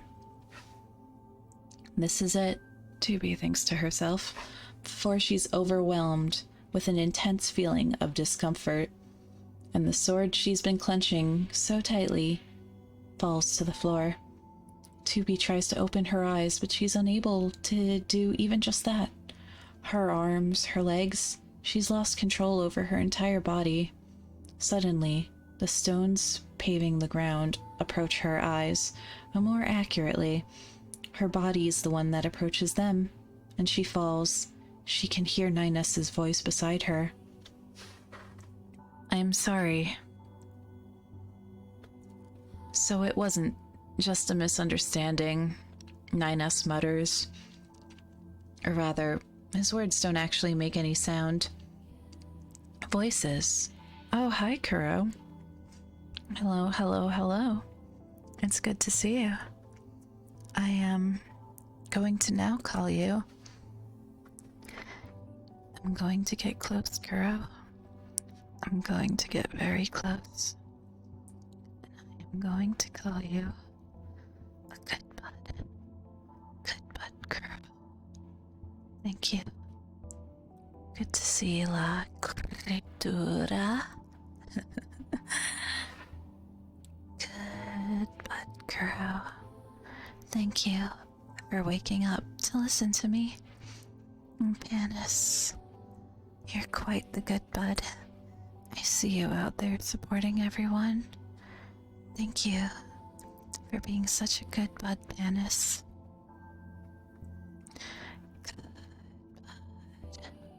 Good bud. I hope that was good enough for you guys. An appropriate calling, an appropriate amount of encouragement for some incredibly good buds. Simply wonderful. I'll do a little stretch. A little stretchy. Alright. And back to chapter 5. Rat with the hair. Hello, Soviet slow. Yeah, I got a haircut today. Do you like it? I hope you like it. You know, I spent a lot of time getting my hair to look perfect today. All right. So, I really didn't want to have to. Oh wait, no. I wish it really were a misunderstanding, he thinks to himself. That Tubi was willing to kill him is just too much. With each of his words comes inadvertent changes in his expression and tone, showing small glimpses of his doubts, though soon these doubts turn to confidence, and that confidence becomes reality. I really didn't want to have to do this. That isn't a lie. It's the truth. He couldn't think of any other way. From the moment he realized that 2B was sent from the commander to keep watch over him, he tried to think of whether there was any way, but it's just no use. There's just no way a Type S could win against a Type B. 9S knows 2B's battle capabilities well, as they've been sent on a number of missions together. If he didn't take control of her body through hacking, it'd be a one-sided fight. In order to hack 2B, who rarely ever shows an opening anyway, he had to seize the right opportunity while engaging her in close-range combat. It's in the movement of capturing prey that predators become the most defenseless. It's through observing the remaining life on Earth that 9S has realized this. Conversely, this was a successful hack precisely because 2B had really meant to kill him in that moment. If she had not had murderous intent, no matter how much 9S had attacked her, she would have just reverted to evasive maneuvers. And he knew, and he would have never had the right opening he needed to hack her. The fact that 9S is where he is in this moment is proof of her intent to kill him. No matter how you look at it, we were both acting in our own selfish interests. Though right now, 9S feels as though he's been doing something even worse than merely killing her. Not only is he trying to kill her, but he's also forced himself inside her head without permission. He knows that's terrible, and yet, there's something I wanted to know. 9S cautiously proceeds towards 2B's memory storage. He didn't hack her solely for the purpose of taking control of her body and killing her. There's something he needed to know, no matter the cost. Therefore, you are to eliminate 9S. The most recent thing in her memory seems to be the contents of a message. There's no doubt this was the message she received at that access point not long ago. Unprocessed memories are not stored in chronological order, but by the strength of the impression they leave on the unit. Yeah, bedtime stories.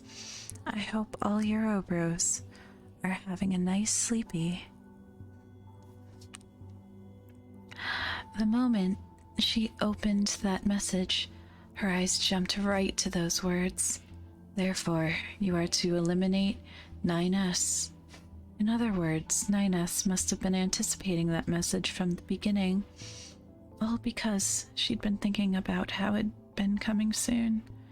Her eyes darted straight to those words before anything else. Confirmation received. He appears to have tried. Contents. Access the main server. pending issue for some time. Several instances. Forbidden. 9S has. Fragments of her memory are scattered about. The words are being as disjointed as they are, indicates that 2B must have been very upset when she read them. Moreover, 9S himself had appeared while she was reading them. She hadn't been allowed the time she needed to organize the sentences in her head. 9S presses on further into her memory storage, seeking the answers needed to satisfy his questions. Is that it? The secret conversation between 2B and the commander?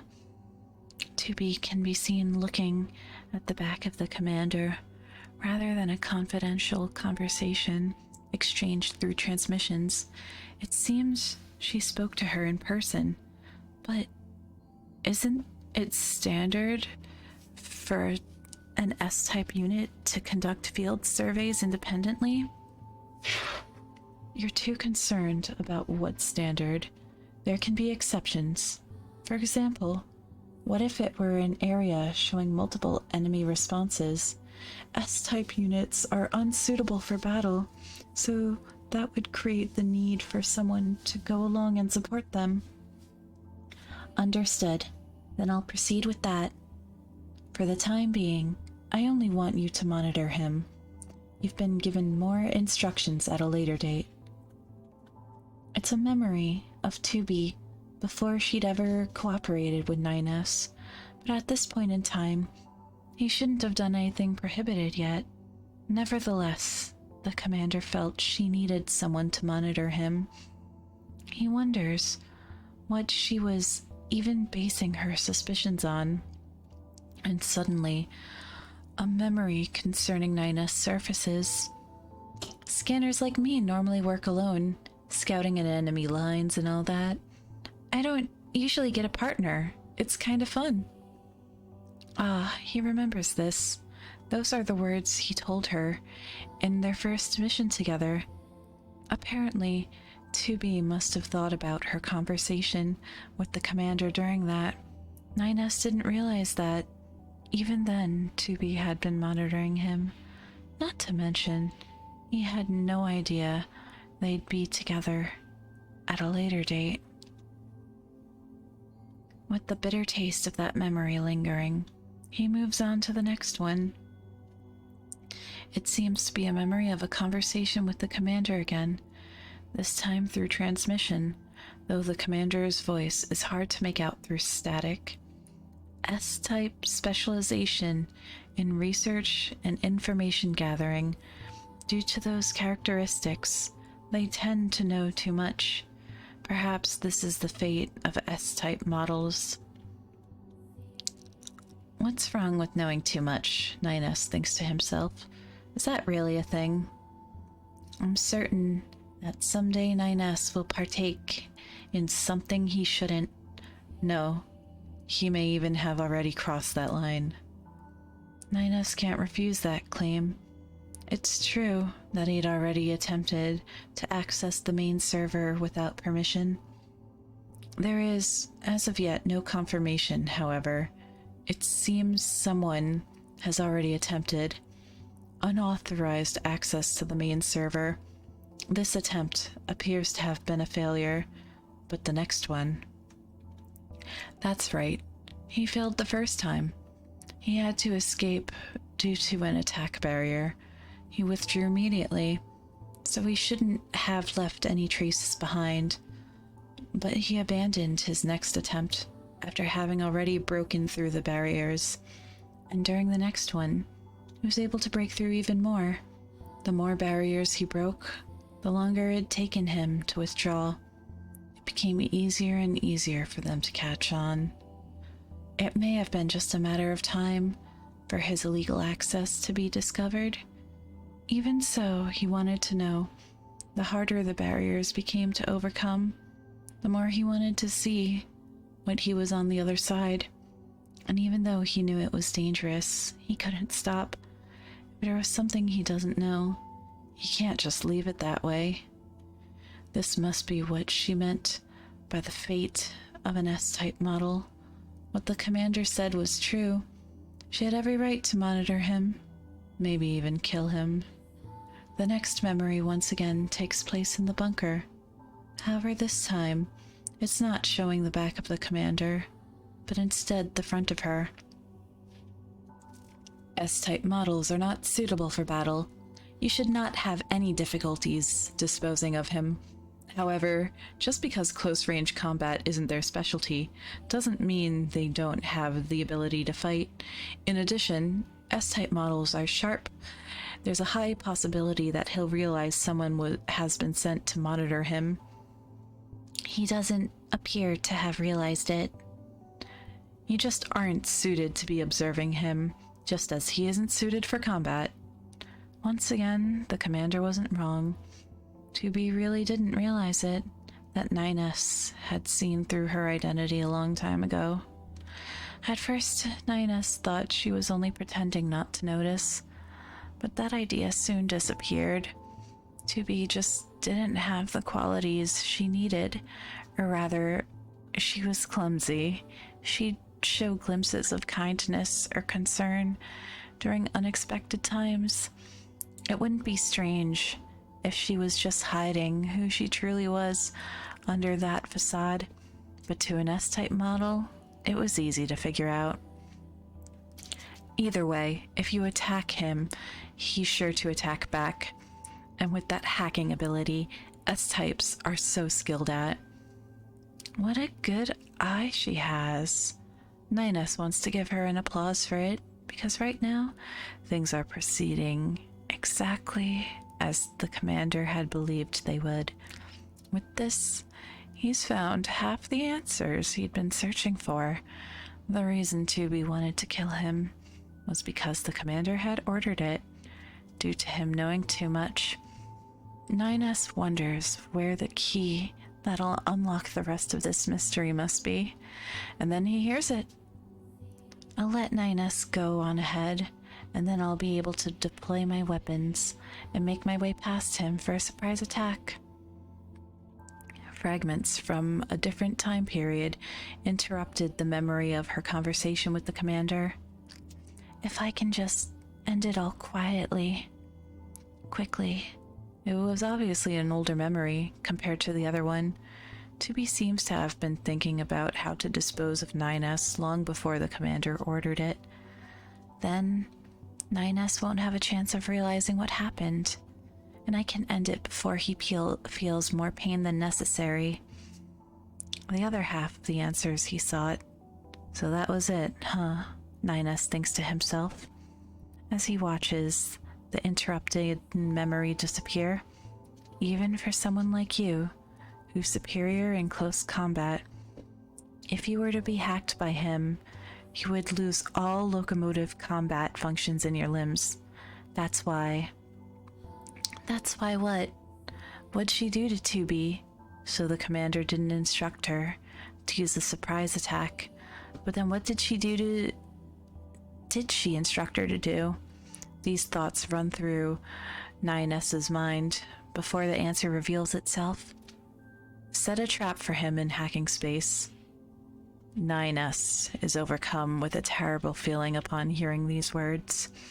In the next moment, a black wall appears in contrast to the white space around him, and purple and orange balls of light come flying at him.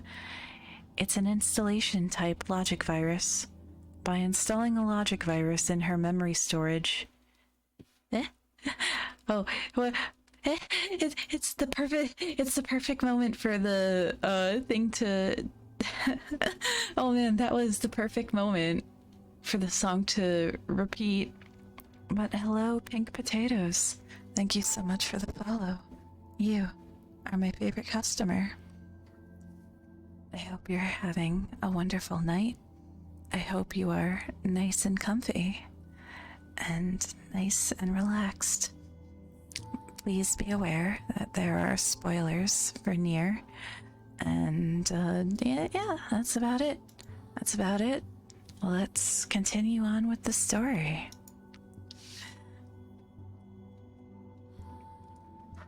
By installing a logic virus in her memory storage, she created a surefire way to effectively attack him. If he were to attack her, however, 2B could also be affected by said logic virus, so he hadn't expected her to have gone this far. Crap, I was careless. Well, actually, thank you for the water redeem. I appreciate that, Nyx. I once again brewed some tea, so I'm going to drink my tea.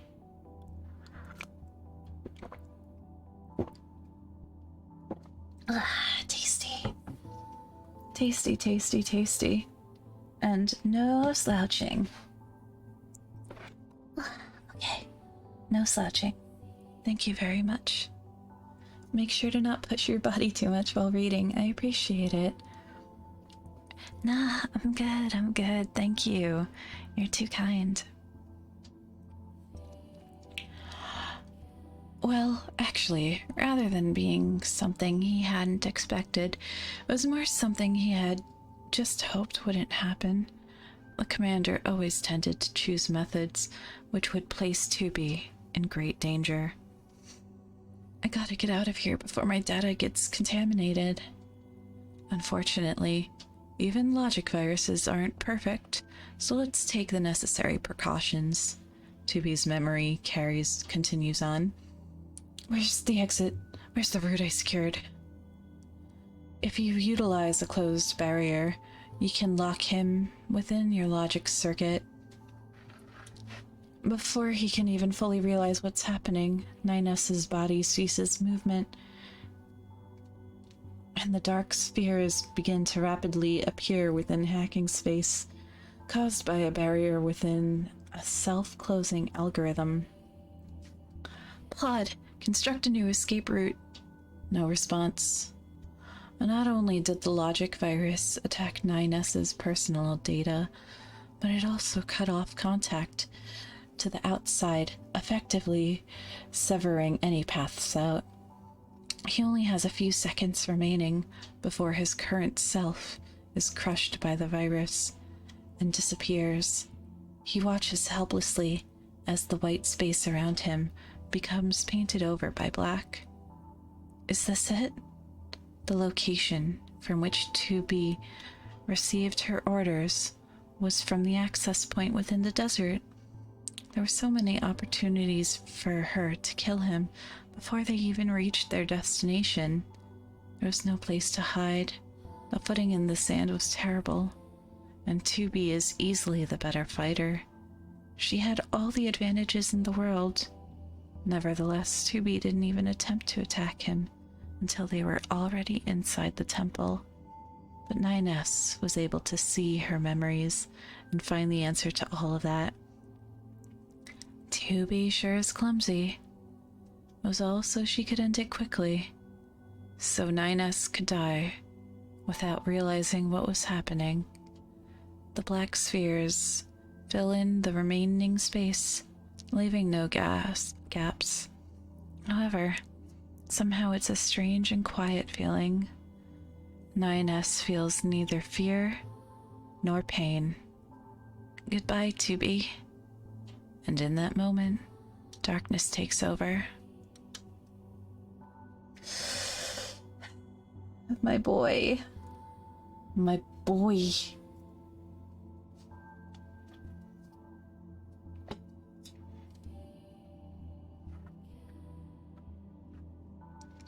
Just as quickly as when she'd lost control of her limbs before, control returns to her. Closed barrier operational. Logic circuit blockade complete. Isolation successful. 2B blinks a few times to confirm the success of the operation before slowly rousing her body awake. Her motor functions are perfectly operational now. Elimination pending. She feels numb, so much so that not even a needle could make her feel pain. The only thing she can feel is the feeling of having completed a mission, and she looks down at 9S's lifeless body before her. His black box signal hasn't faded, but the loss of his personal data has caused all of his functions to cease. If she could have killed him with just close combat, then it would have been fine. But if she couldn't, then she could easily have used the logic virus to take him out. Even if 9S were to remove the virus, if he's imprisoned within the logic circuit due to the closed barrier, she'd still be able to erase each of his circuits. It was all the commander's idea. 9S may have his two-tiered strategy of hacking during close combat, but the commander, who thought of a three-tiered strategy, had won this. 2B grasps her sword with the opposite hand and thrusts it downward. Destruction of head. The palm of her hand feels strange as it resists, a feeling she's never experienced before. It's not like this is the first time she's been made to destroy a friend's body. When another member of Yorha became inoperable on the battlefield, she had to destroy them. She didn't feel anything like this. She wonders if she's finished destroying him yet. Destruction of chest. Once again, she thrusts her sword downward. It's peculiar. The strange feeling from before is spreading. It was only the palm of her hand moments ago, but now she can feel a sense of pressure in her upper body as well. Despite no signs of anything physically placing that pressure on her, she feels like she can barely breathe. Black box signal confirmed offline. His body before her, completely destroyed. With his personal data destroyed, 9S can officially be considered dead. Her mission is complete, and yet, despite that, she feels as though she's left something incomplete. She feels strangely forlorn. She can't figure out why her respiratory functions feel like they're failing. Goodbye, 2B. His words play back in her mind. The data that still remains in her memory.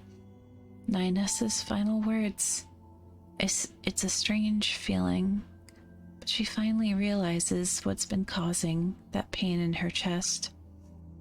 Right, so this is the feeling known as guilt, or perhaps even remorse. But regardless of what it is, emotions are forbidden.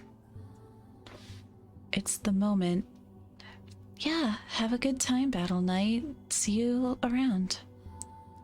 In the moment, she tries to suppress the forbidden feelings.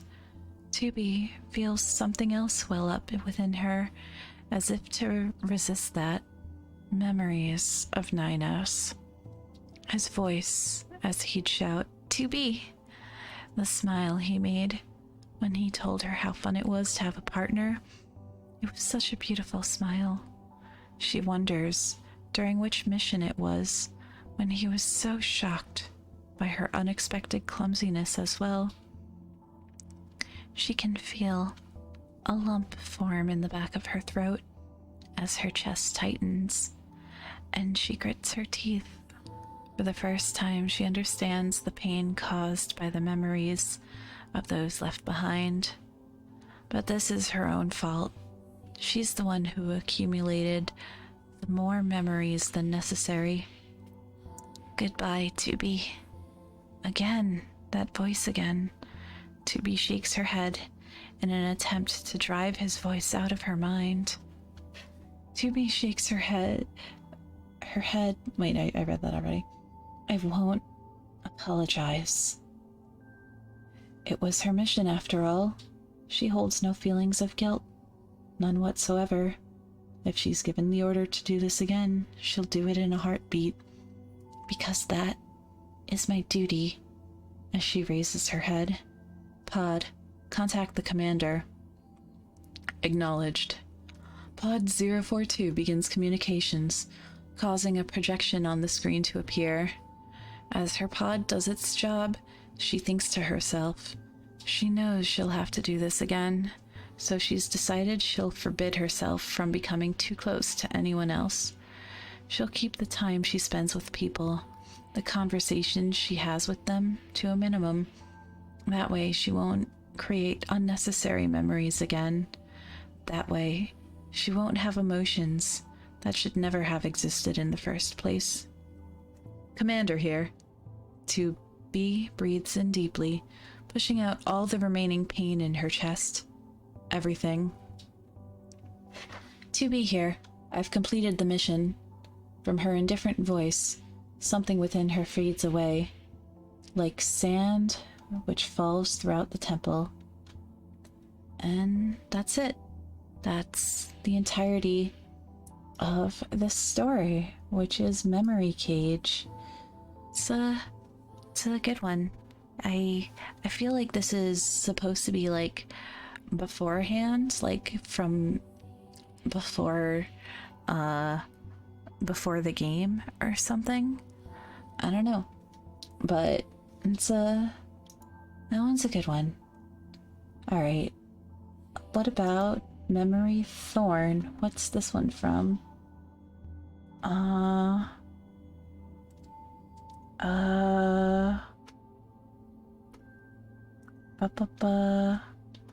Wait.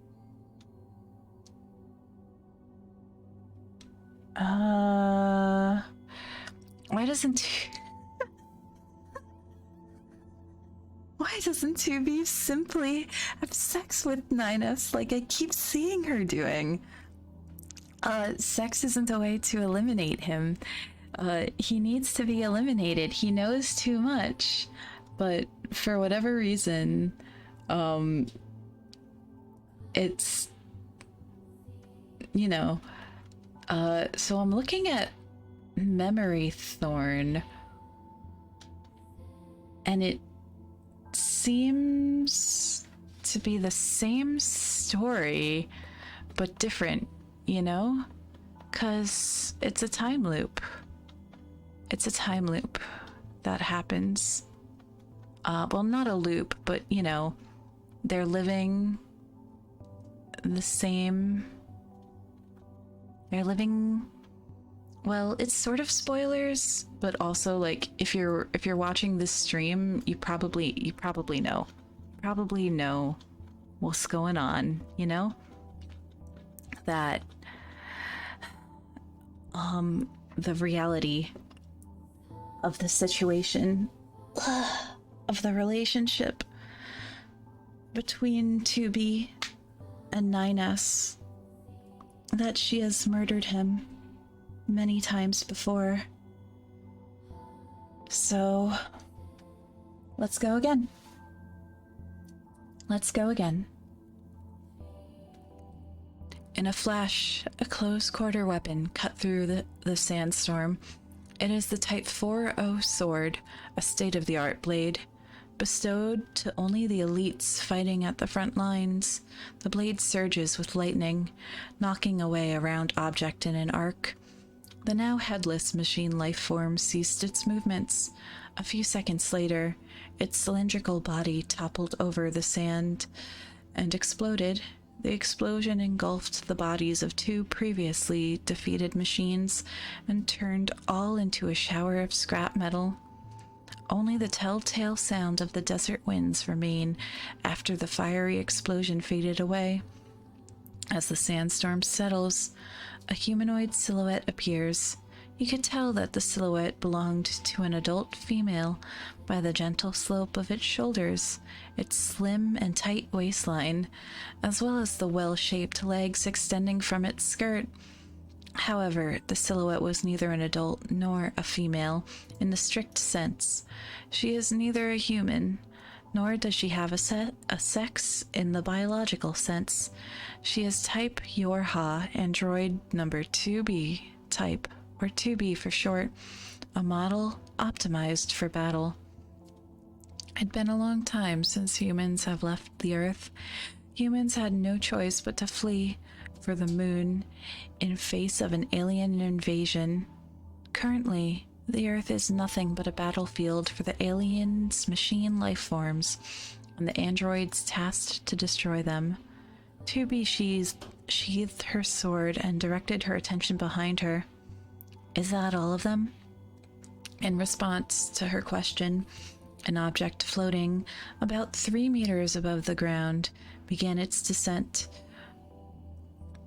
It is a support unit called the pod, composed of a rectangular head and 4 arms of varied sizes.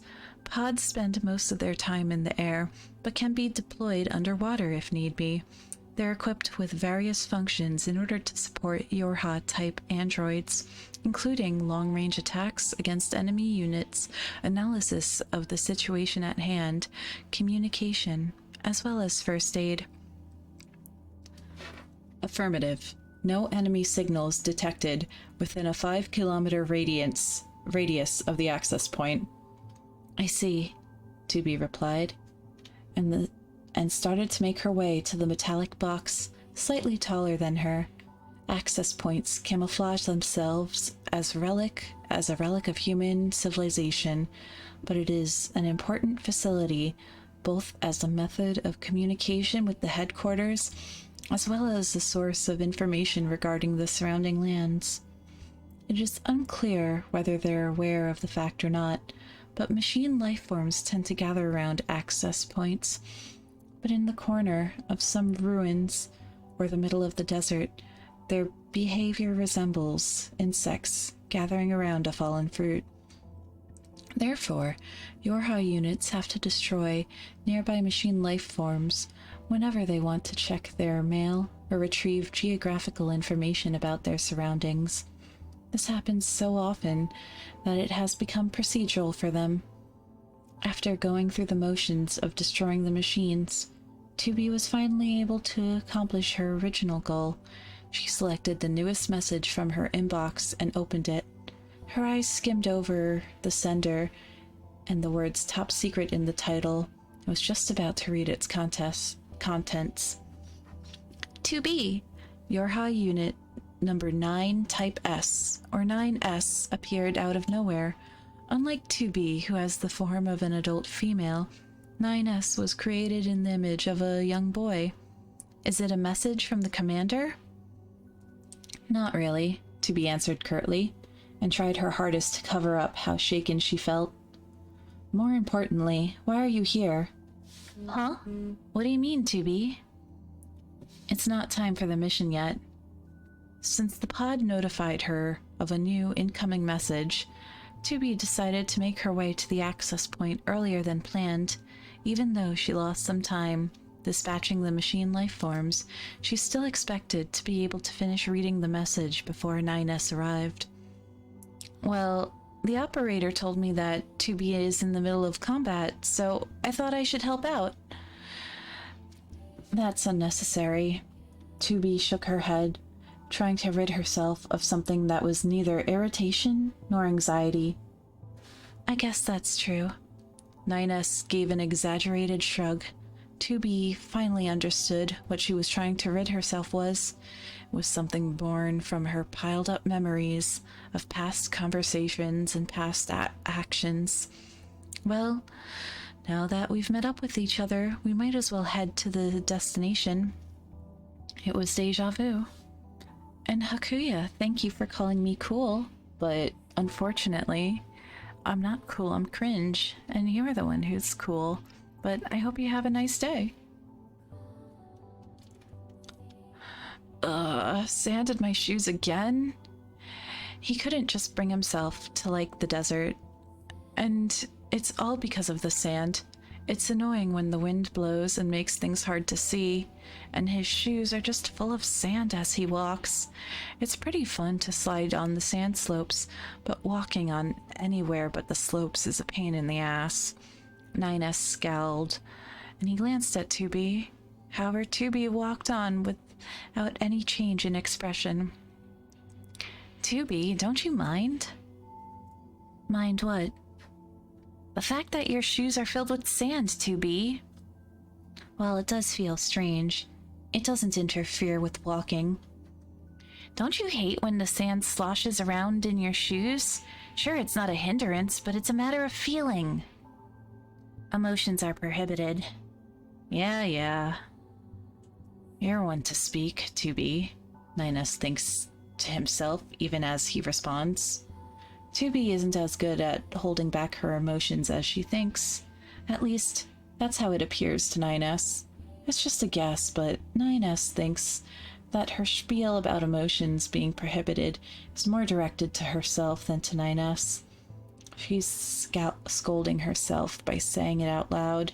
It's definitely a very 2B-ish thing to do. 9S thinks that she doesn't have to try so hard. She doesn't exactly have to walk the talk. Just how many Yorha units actually follow the clause of not having emotions anyways? But even if he says that out loud, 2B won't change the way she is. 2B isn't skilled enough to untangle her true feelings from how she acts on the surface. 9S glanced over at 2B again. He saw something behind those tightly shut lips. 2B was never very good at hiding things, after all. 9s? 2B gave him a strange look. She's probably wondering why he's staring at her. Oh, it's nothing, just there's so much sand. It's so hot. I'd really love to take a bath right now. No, that's not what he wanted to say. We have no need for baths. That's what I thought. What are you hiding? Why have you been acting strange lately? Anything on your mind, or... 9S knew that he won't get an answer, even if he asked those questions. They've been working on missions together for months, after all. Instead, 9S simply raised his voice. Oh, is that the target for this investigation? He saw a hulking form of what appeared to be a building behind the sandstorm. They're very close to the desert's end. Affirmative. The large building to the front is the target of our current investigation. The pod beside him answered. It is pod 153, 9S's personal support pod. 2B's support pod 042 simply floated behind her in silence. They call this building a temple. I think its official name is Stone Temple. Something of great importance was transported here. I guess like a god statue or something?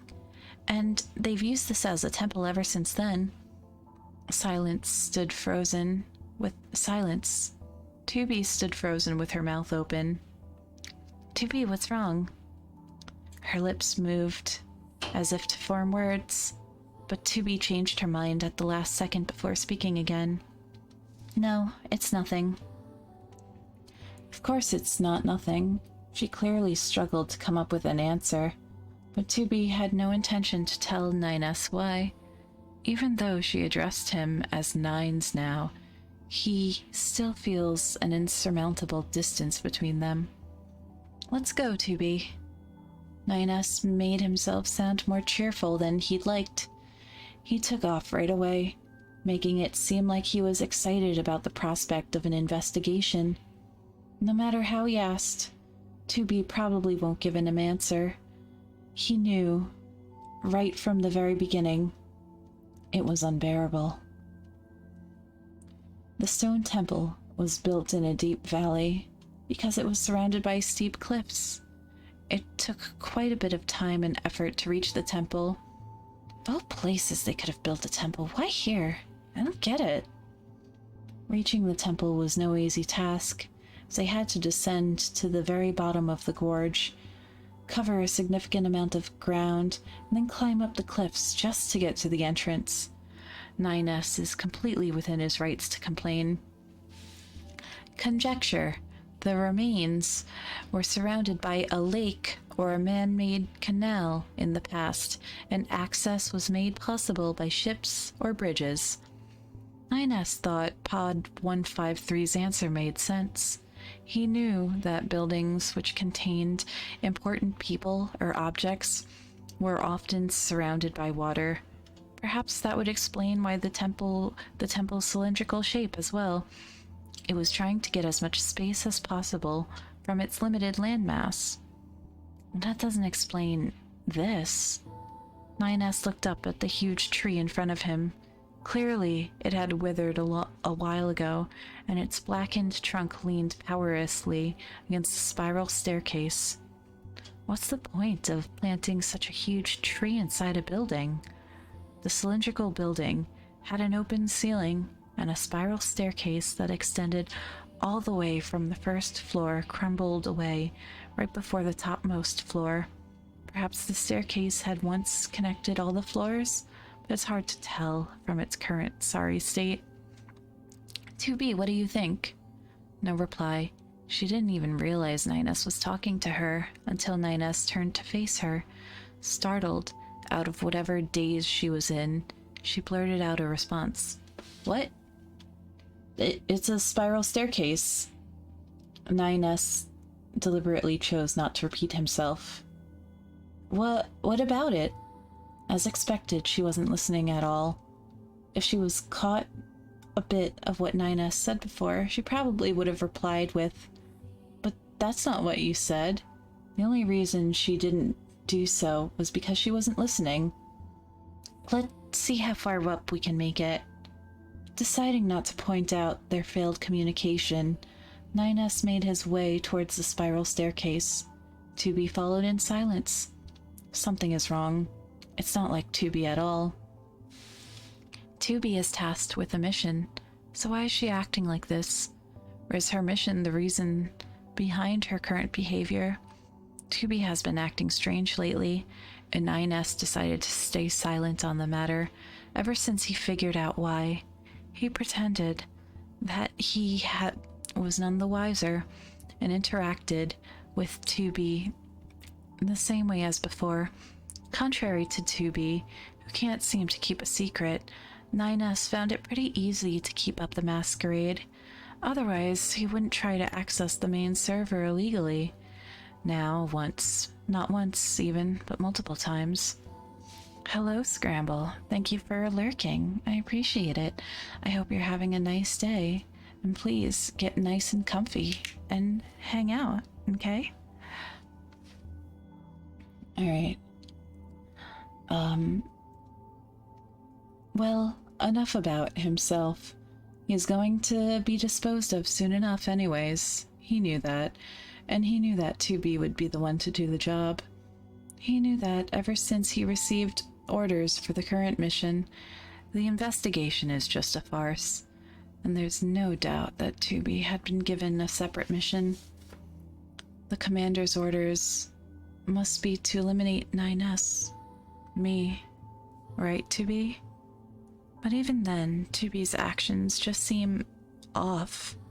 She's so distracted, and 9S doesn't feel a shred of tension from her. He didn't think 2B could undertake a top-secret mission with such a lackluster attitude. S-types can't match B-types in close-quarter combat, but they can and will counterattack. And they can let their pods provide long-range support as well. So, maybe there's another reason for 2B's unnatural behavior? A reason unrelated to 9S's legal accesses. 2B, who was walking in front of him, suddenly lost her balance. Watch out! 9S reached out and hurriedly caught 2B in her arms. What's wrong? I've never seen 2B trip on a staircase. It's true. The quality of the spiral staircase left much to be desired. Years of wear and tear, leaving holes and bumps. But there was no way that 2B, with all her athletic ability, would let herself be caught off guard. Are you all right? Yes, she replied absent-mindedly. I guess we're lucky there aren't any enemies here. That could have been fatal if machine life forms attacked. It could have been fatal? 9S doubted his eyes. 2B was smiling, her lips curled unnaturally in a very strange smile. There's clearly something wrong. What's happening? Are you feeling unwell? No, I'm fine. 2B wobbled as she tried to stand. Seems like she couldn't control her strength very well. Do you hear what I'm saying? You're clearly not fine. Why didn't he catch the signs of her worsening condition? But no, all of her checks were green before the mission. 9S was responsible for 2B's maintenance, and he would have requested to cancel the mission if he found anything wrong. Let's retreat for now. However, 2B ignored 9S's words and began to make her way up the stairs again. 2B! 9S raised his voice and grabbed 2B's arm. Warning. Enemy signals detected above. Warning. Multiple signals at 2 o'clock. The two pods simultaneously warned them of danger. The chances of running into machine life forms were supposed to be close to 0, according to the headquarters pre-brief. Yet here they are, 6 aerial units approaching them from above. Their shapes resemble what 9S liked to call small fry, but they seemed to possess the ability to emit jamming signals, and that's how they were able to avoid detection until they came within range. Damn it. They were certainly opportunists, choosing to attack when 2B wasn't at her best. Retreating is made difficult by the fact that there is an open ceiling above the spiral staircase. 9S and 2B would always be in the machine's range of fire. Nines, get back! A sharp cry. 2B ran up the stairs as if a switch flipped inside her. Unlike the past few moments, her movements were smooth. She's back to the usual 2B. I'll provide support. And the only thing left for him is to provide support as usual. Pod, analyze enemy units' flight patterns. Careful not to get in the way of 2B's personal pod 042. 9S issued a command to 153. Machine life forms generally move in patterns specific to their overall shape. If those patterns can be predicted, then 9S could inflict the most amount of damage while sustaining the least amount of injuries. 153 used its long-range attacks to strike down a machine that was trying to approach 2B from the back. The machines weren't that fast. Just when 9S thought he had the chance, the two pods again issued their warnings in unison. Warning, enemy signals detected in overhead corridor. Conjecture, multiple non-aerial units, enemies, form and numbers remain unknown. The aerial units are interfering with the pod's ability to obtain enemy data, and that's something that needs to be taken care of first. 2B, go ahead, I'll take care of the aerial units.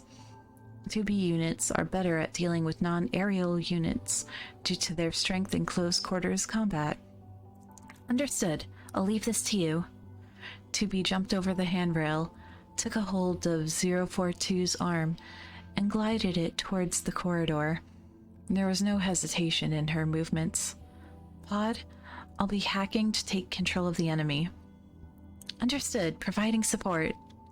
9S rushed up the stairs and closed the distance between him and the enemy. Luckily, the enemy was slow to react, and 9S managed to launch his invasion in no time. Once he's in, machine life forms are often left defenseless. They've picked up a great variety of physical attacks, but haven't quite learned how to deal with hacking internally. Having found the control unit, 9S overwrote the system settings. As long as he gained control of the one unit, the rest was easy. 9S used his control unit to attack the remaining 5 aerial units. None of the aerial units responded in kind when attacked. Maybe machine life forms don't have a concept of friendly fire? Because even when 9S approached them with his controlled units, they did not evade and were shot down immediately. Having destroyed all 5 units, 9S activated self-destruction on his controlled unit and returned to the physical world. He ran up the spiral staircase, aiming the corridor that 2B was fighting in. He thought he could provide some support, but it was clear that it was no longer needed. I guess you're all done here. 2B was surrounded with various pieces of scrap metal. What remained of the non-aerial units, they could let their guard down completely because there would be enemy units on the floors above, but they certainly cleared out their immediate surroundings. Are you hurt? I'm fine.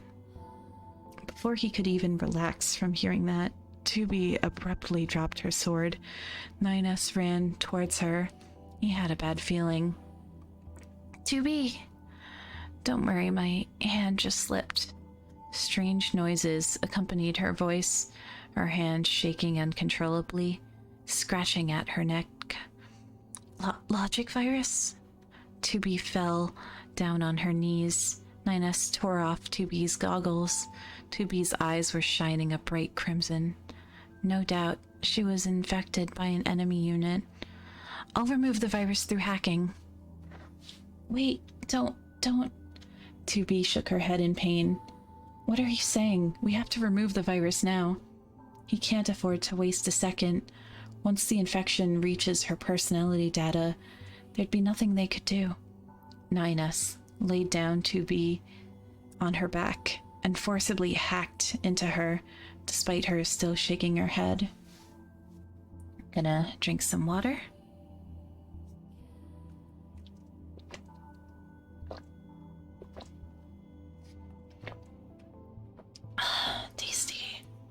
Tasty water.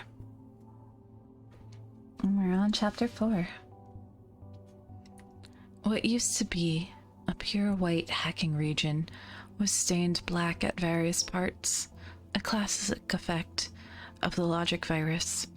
A logic virus takes over an android's memory area and logic circuits, effectively taking control of their personality and body. If left to its own device, the infected android will destroy its surroundings and even attack its comrades. I have to hurry.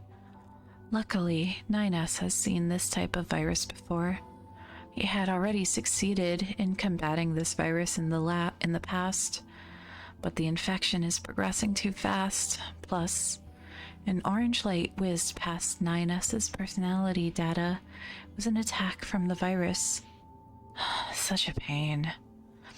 But since the virus didn't appear to be irregular, its attack patterns remained the same as before. 9S had no problem tackling the virus while avoiding its attacks. It didn't take a long time before he removed all traces of the virus. All he needed to do was make sure that no viruses were hibernating inside 2B's logical circuits. As simple as performing a quick scan. Huh? That's weird. As he was scanning over her logical circuits, he discovered cracks in 2B's personality data in general. Hacking regions appear as pure white walls without a single crack, but what he saw in front of him resembled the cracked walls of an abandoned building. He just didn't see it before when the virus's black color covered up the cracks. Is this an after effect of the virus? He had to find out more. He began a deep search and was immediately met with the sound of rushing wind. Words filled his entire field of vision. You are ordered to terminate 9S. It was a fragment of 2B's memories. The words were probably part of the mail's contents. The sound of the wind was probably reflective of the location itself, the desert. 9S remembered the sight of 2B receiving mail in front of the access point. That wasn't too long ago. 9S paused his scanning activity and accessed the memory at hand. He felt a pang of guilt, but since his own name was mentioned, he should probably be privy to its contents. Has attempted illegal access of the main server multiple times. We found traces of him having accessed the most confidential layer in the past few days. The words are wavering. The sound of the wind are no more.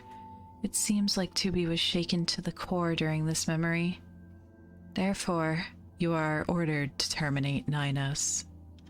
2B refused to have her virus removed because she didn't want him to see this memory.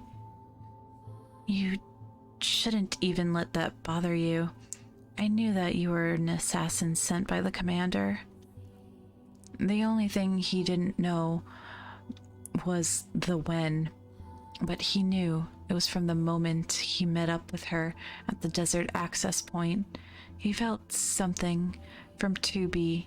She read her mail with her back turned towards him. The final nail in the coffin was how she didn't even realize Nines was approaching until he called out to her. Destruction of the head. The sound startled Nines. Fragments from a different time were intermingled with the memories of 2B reading the mail. It was a low, emotionless voice, but since it sounded so much like 2B's voice, Nines couldn't help but follow that voice. This is 2B. I have accomplished my mission. It's the same voice. If the previous words were from 2B as well, whose head did she destroy? Nines approached the scattered memory fragments. What is this? Upon first glance, the fragments appeared to be scattered, but they were actually bent and connected in unnatural ways. What's more, every single fragment had thorns protruding them. Nines had never seen memory data like that. They were full of thorns. They were disfigured. They were intermingled. They were 2B's memories. Maybe he shouldn't see them. Maybe ignorance is bliss. Logically, he knew that, but he couldn't stop himself anyway. He was slightly resentful of his natural curiosity as an S-type. He touched one of the fragments and was immediately racked with pain, but the pain helped him make up his mind. He needed to see this. But there's no way an S-type can win against a B-type. This voice belonged to none other than himself. Since this was 2B's memory, he must have said those words to her at some point. But he couldn't recall anything like that. His memories were erased at some point.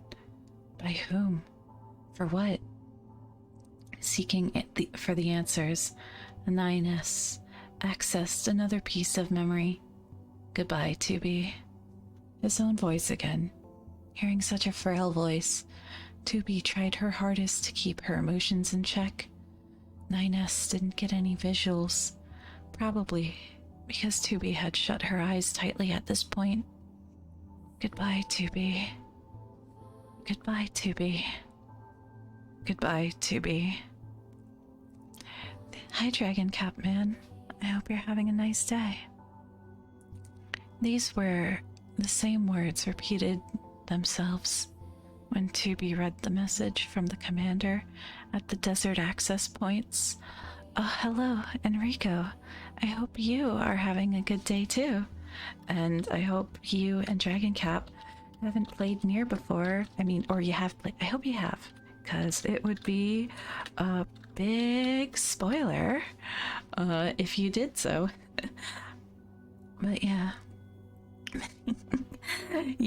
Yeah, it's like, my poor boy. Yeah, no problem at all. Another piece of memory began its playback. It took place during the mission at the so-called Sand Temple. It was the first time JB executed Nines. She trapped Nines in her hacking space, cut off his escape routes via a wall created by a self-closing algorithm, and erased his data. Those were Nines' parting words, right before he was about to be annihilated in 2B's hacking space. 2B has killed me before. That makes sense, he thought to himself. It certainly explained the sense of wrongness felt all along. He attempted to access the next fragment. Again, he felt pain, but there was no way he could stop now. The particular execution happened in outer space. 2B destroyed Nines during their descent to Earth. Another execution happened at the Sand Temple. Having learned from her previous mistake, 2B immediately killed Nines with a flash of her sword once they stepped into the temple. A few of the executions also happened right here, in the stone temple. Sometimes she executed him after undertaking missions together. Sometimes she attacked and executed him while they were total strangers. No matter how many times he's executed or how many times his memory got wiped, 9S will always reach the same conclusion, that the commander is hiding something, and to sate his curiosity, he will always attempt to access the main server. 2B tried to stop him multiple times. When she got the chance to work with 9S, she tried her hardest to persuade him to not suspect the commander. But when she had to execute him without a chance to interact with him, she erased his memories and tried to nip his suspicion in the bud. But all of her efforts were fruitless. No matter what she did, she couldn't change the end result. It didn't matter if she treated 9S with affection or indifference. It didn't matter whether she called him Nines or not. At the very end, 2B will always receive the order to kill 9S. So that's how it was. He's been wondering about this ever since the first time he met 2B. 2B sometimes seemed like she was talking to someone else while they were alone. But then he concluded that 2B must have worked with other S-types in the past. His conclusion wasn't completely right, nor was it completely wrong. 2B didn't work with other S-type. She worked with 9S, but not the current 9S. That could have been fatal if machine lifeforms attacked. He knew the reason behind 2B's peculiar action after he said those words, because a previous 9S said the exact same words in the exact same location in the past. He was killed by 2B right after that. His words triggered 2B's memories of a time that caused her suffering. And not just this once. Every memory she had of 9S brought great pain to her. So much that her own personality data is in tatters. I won't apologize, because this is my mission. I won't feel any guilt. Not now. Not ever. 9S looked over 2B's personality data again. It was pure white, but looked like it could crumble to dust at any moment. And now that we're on chapter 5, I'm gonna take a sip of tea.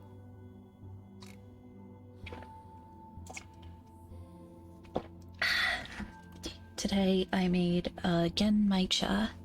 I've been on a green tea kick recently, though it has a roasted kind of flavor, so it's not very much. It's a green tea that doesn't taste very much like green tea. It tastes more like oolong tea to me. Her consciousness surfaced from the darkness. She blinked and saw 9S's face close to her. He had a downcast expression. He had a downcast expression. Or did she imagine it? 2B blinked and looked at him again. Nines. That's right. They were attacked by machine life forms. She fought them, but became infected with the logic virus. Her last memory was of her trying desperately to stop 9S. I have removed the virus. She didn't manage to stop him. 9S forcibly hacked her and dove into her memory regions. So, you've seen it all, huh? 9S stood silently. I see. She wasn't surprised. She knew that this day was coming. S-types are very insightful. 9S had already seen through her secret mission multiple times. 2B wasn't your actual name, huh? But this scenario had never happened before. 2E. This was the first time 9S called her by her real name. E-type number 2, tasked with pursuing and executing deserters or rebels, as well as finishing off fellow androids that could no longer function on the battlefield. She is a Yorha type android, specializing in such dirty jobs. Have a good sleepy, Ambjorn. Thank you for hanging out. I wish all Euro bros a nice and comfortable sleepy. Good night. Good night. Tubi drew her sword. Ninest's shoulders were shaking. He knew that Tubi had killed him countless times before. I don't intend to kill you anymore. Good night, bully. Redeem it. Redeem it and maybe I will. For a nice go the fuck to sleep, bully, if you like. You're not poor in points, are you? Are you gonna get a free bully for being a fucking peasant? Alright. Irresponsible Ambjorn staying up late watching cringe streamers. Go get a fucking life, okay? And have a good sleepy. Alright. Yeah, so cringe. Oh my god. She pointed the tip of the blade towards herself and gave the handle to Ninus. So kill me. Her mission ended in failure. She failed as an E-type. She's now a defective product that can't even justify her own operating costs. At the very least, I want to die by your hands. She had no illusion about this being any form of atonement, but if she could even give back a sliver of what she'd taken from Ninus, there's nothing much left for her to give. That is the only thing she had to offer. She saw Ninus tighten his grip around the sword handle. She smiled and awaited her last moments. The sword flashed. However, the blade was not aimed at Tubi. Nines! Tubi widened her eyes in shock. Her head covered by a shower of blood. Tubi had sliced his own throat. Slowly fell over. She cradled his body in her arms. Her own screams of why sounding so distant, even to herself. Because I had fun. She doubted her ears. I had fun? That's impossible. There's no way that's true. I really enjoyed the time we had together. I think that goes for all my previous selves as well. Nines. I'm sorry, she wanted to say, but Nines interrupted her unspoken apology. Don't apologize. Instead, even with his rough breathing, Ninus was smiling. Next time, don't hesitate to kill me, because we will meet again. As long as he wipes his memory and regions and reinstalls his personality data, he will get to meet Tubi again, even if he won't be his current self anymore. I want to see you again. Even if their next meeting is nothing but a preface to another execution. I understand. Her vision blurred, and she couldn't discern Ninus's last expression. The body in her arms became heavier. The hand touching her cheek fell limply to his side. His black box signal was weakening by the moment. It would be cruel to let this drag out any longer. She laid down Ninus's body and thrust her sword through his chest. His black box signal disappeared completely. I promise you that I won't hesitate to kill you the next time or the time after that. Not because of her mission, but because that's what Ninus wanted. To grant his wish of meeting again, she'll kill him. Tubi silently withdrew her sword from Ninus's chest. And yeah, so that was Memory Cage and Memory Thorn. Hello, Pluvium. It's sad to see, you know? Sad to see such a fate. But they get to do this dance every so often. Live together and then kill each other again and again. A never-ending circle of life and death. Hello, Jimmy Map. Hello. Goodness. Now, I think after reading those two stories, I'd say, God, I wish I was 9S, but that would be cringe. And you're not? You sure you're not cringe? You don't want to be killed again and again by a beautiful woman? I think you should reconsider. Because God, I wish I was 9S. Or maybe I wish I was... Well, I don't want to kill a doting little brother. But, you know, I just want to have a cute little brother to follow around and be like, yeah, you're so cool. You're so cool to be, or something. That's pretty cringe, though.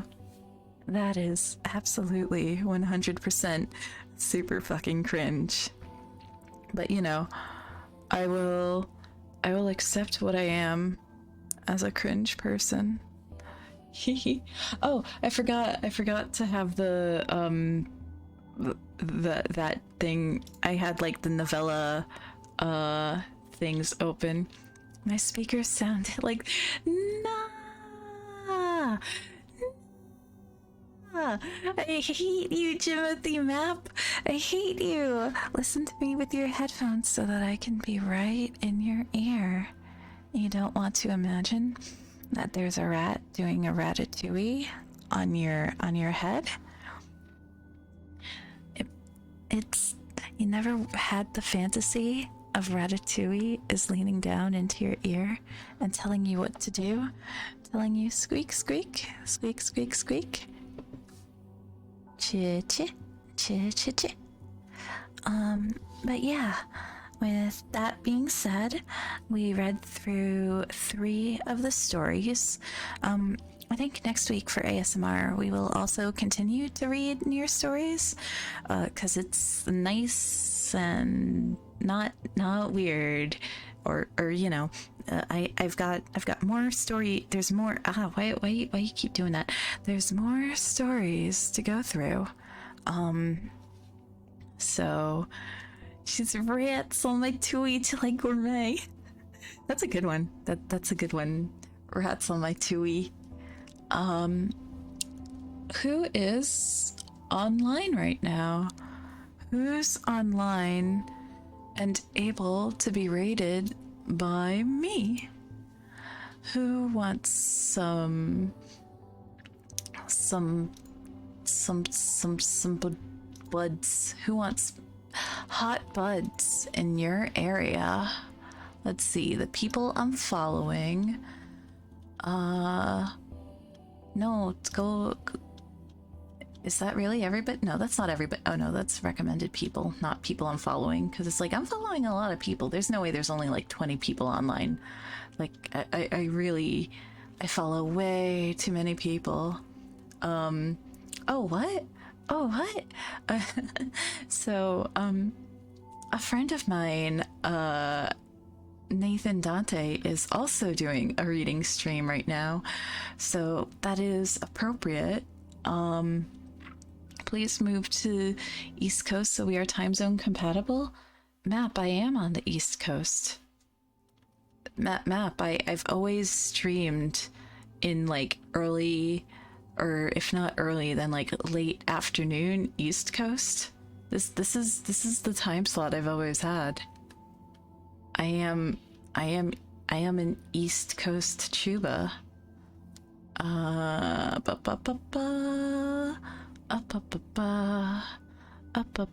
What? No, no. I will not go West Coast. I am not gonna be a West Coast girl. Let's see, I rated Uwu last time. Who else do I know? Alternate World LA Bodega. I wanna go to LA. Hopefully I'll get to go soon. I feel like I raided Jets pretty recently. I haven't raided Nyaru in a while. How about... Do I raid? Who do I raid? Who do I raid? Who do I raid?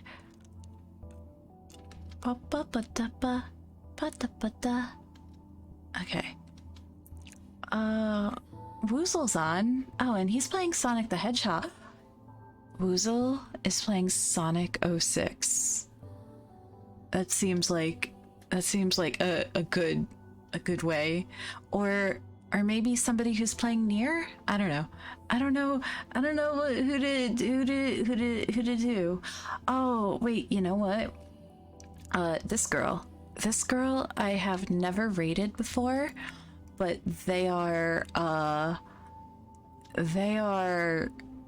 bodega cat, or at least that's what their branding is, I think. I don't know. I know that they've like branded themselves as a bodega cat, and they are an artist. Oh boy. Sucking Tom Cruise's toes. Thank you for the follow. You are my favorite customer. What a name. What a name. So yeah, I think I'm thinking of, this is the person that I think it is, right? Yeah. Okay, this is the person I'm thinking of. So we are going to raid. Well, I'm closing up. Hee. What are you laughing at? What are you laughing at? Yeah, of course. I'll be reading next week. When's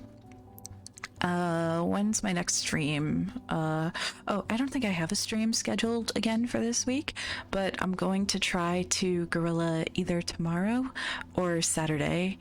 Yeah, I don't have like any specific plans. I'll probably be working on my model or doing like emotes or something, because I tried to make a new emote for myself, and I want to try to make it move, but it should be a follower emote, but I also want it to be animated, because if it wiggled, if it moved, it would be so fucking based, you don't even. But yeah, okay, that's all I got to say. That's my story, and I'm sticking to it. So get the fuck out of my shop. Get the fuck out of my shop. And what should the raid message be? The raid message should be whoa, or whoa. No. Well, you can do the wiggle forever emote if you want. That would be a good raid message. But today I feel like saying rats off to ya. or just post all your wigglies. If you spam every wiggly you have, that would also be a good enough emote. Yeah, I mean a good enough raid. Anyway, whatever. Get the fuck out of my shop. Get out. Leave. Goodbye. Love ya. Bodega rat, you run a grocery store. When I need need snacks, I am your customer. And even though you're a rat, and I clearly am a cat, let's not fight, I won't bite, I'm just here to shop. Do you carry catnip? My tummy growls. What am I craving now? I want to buy a bacon, egg, and cheese.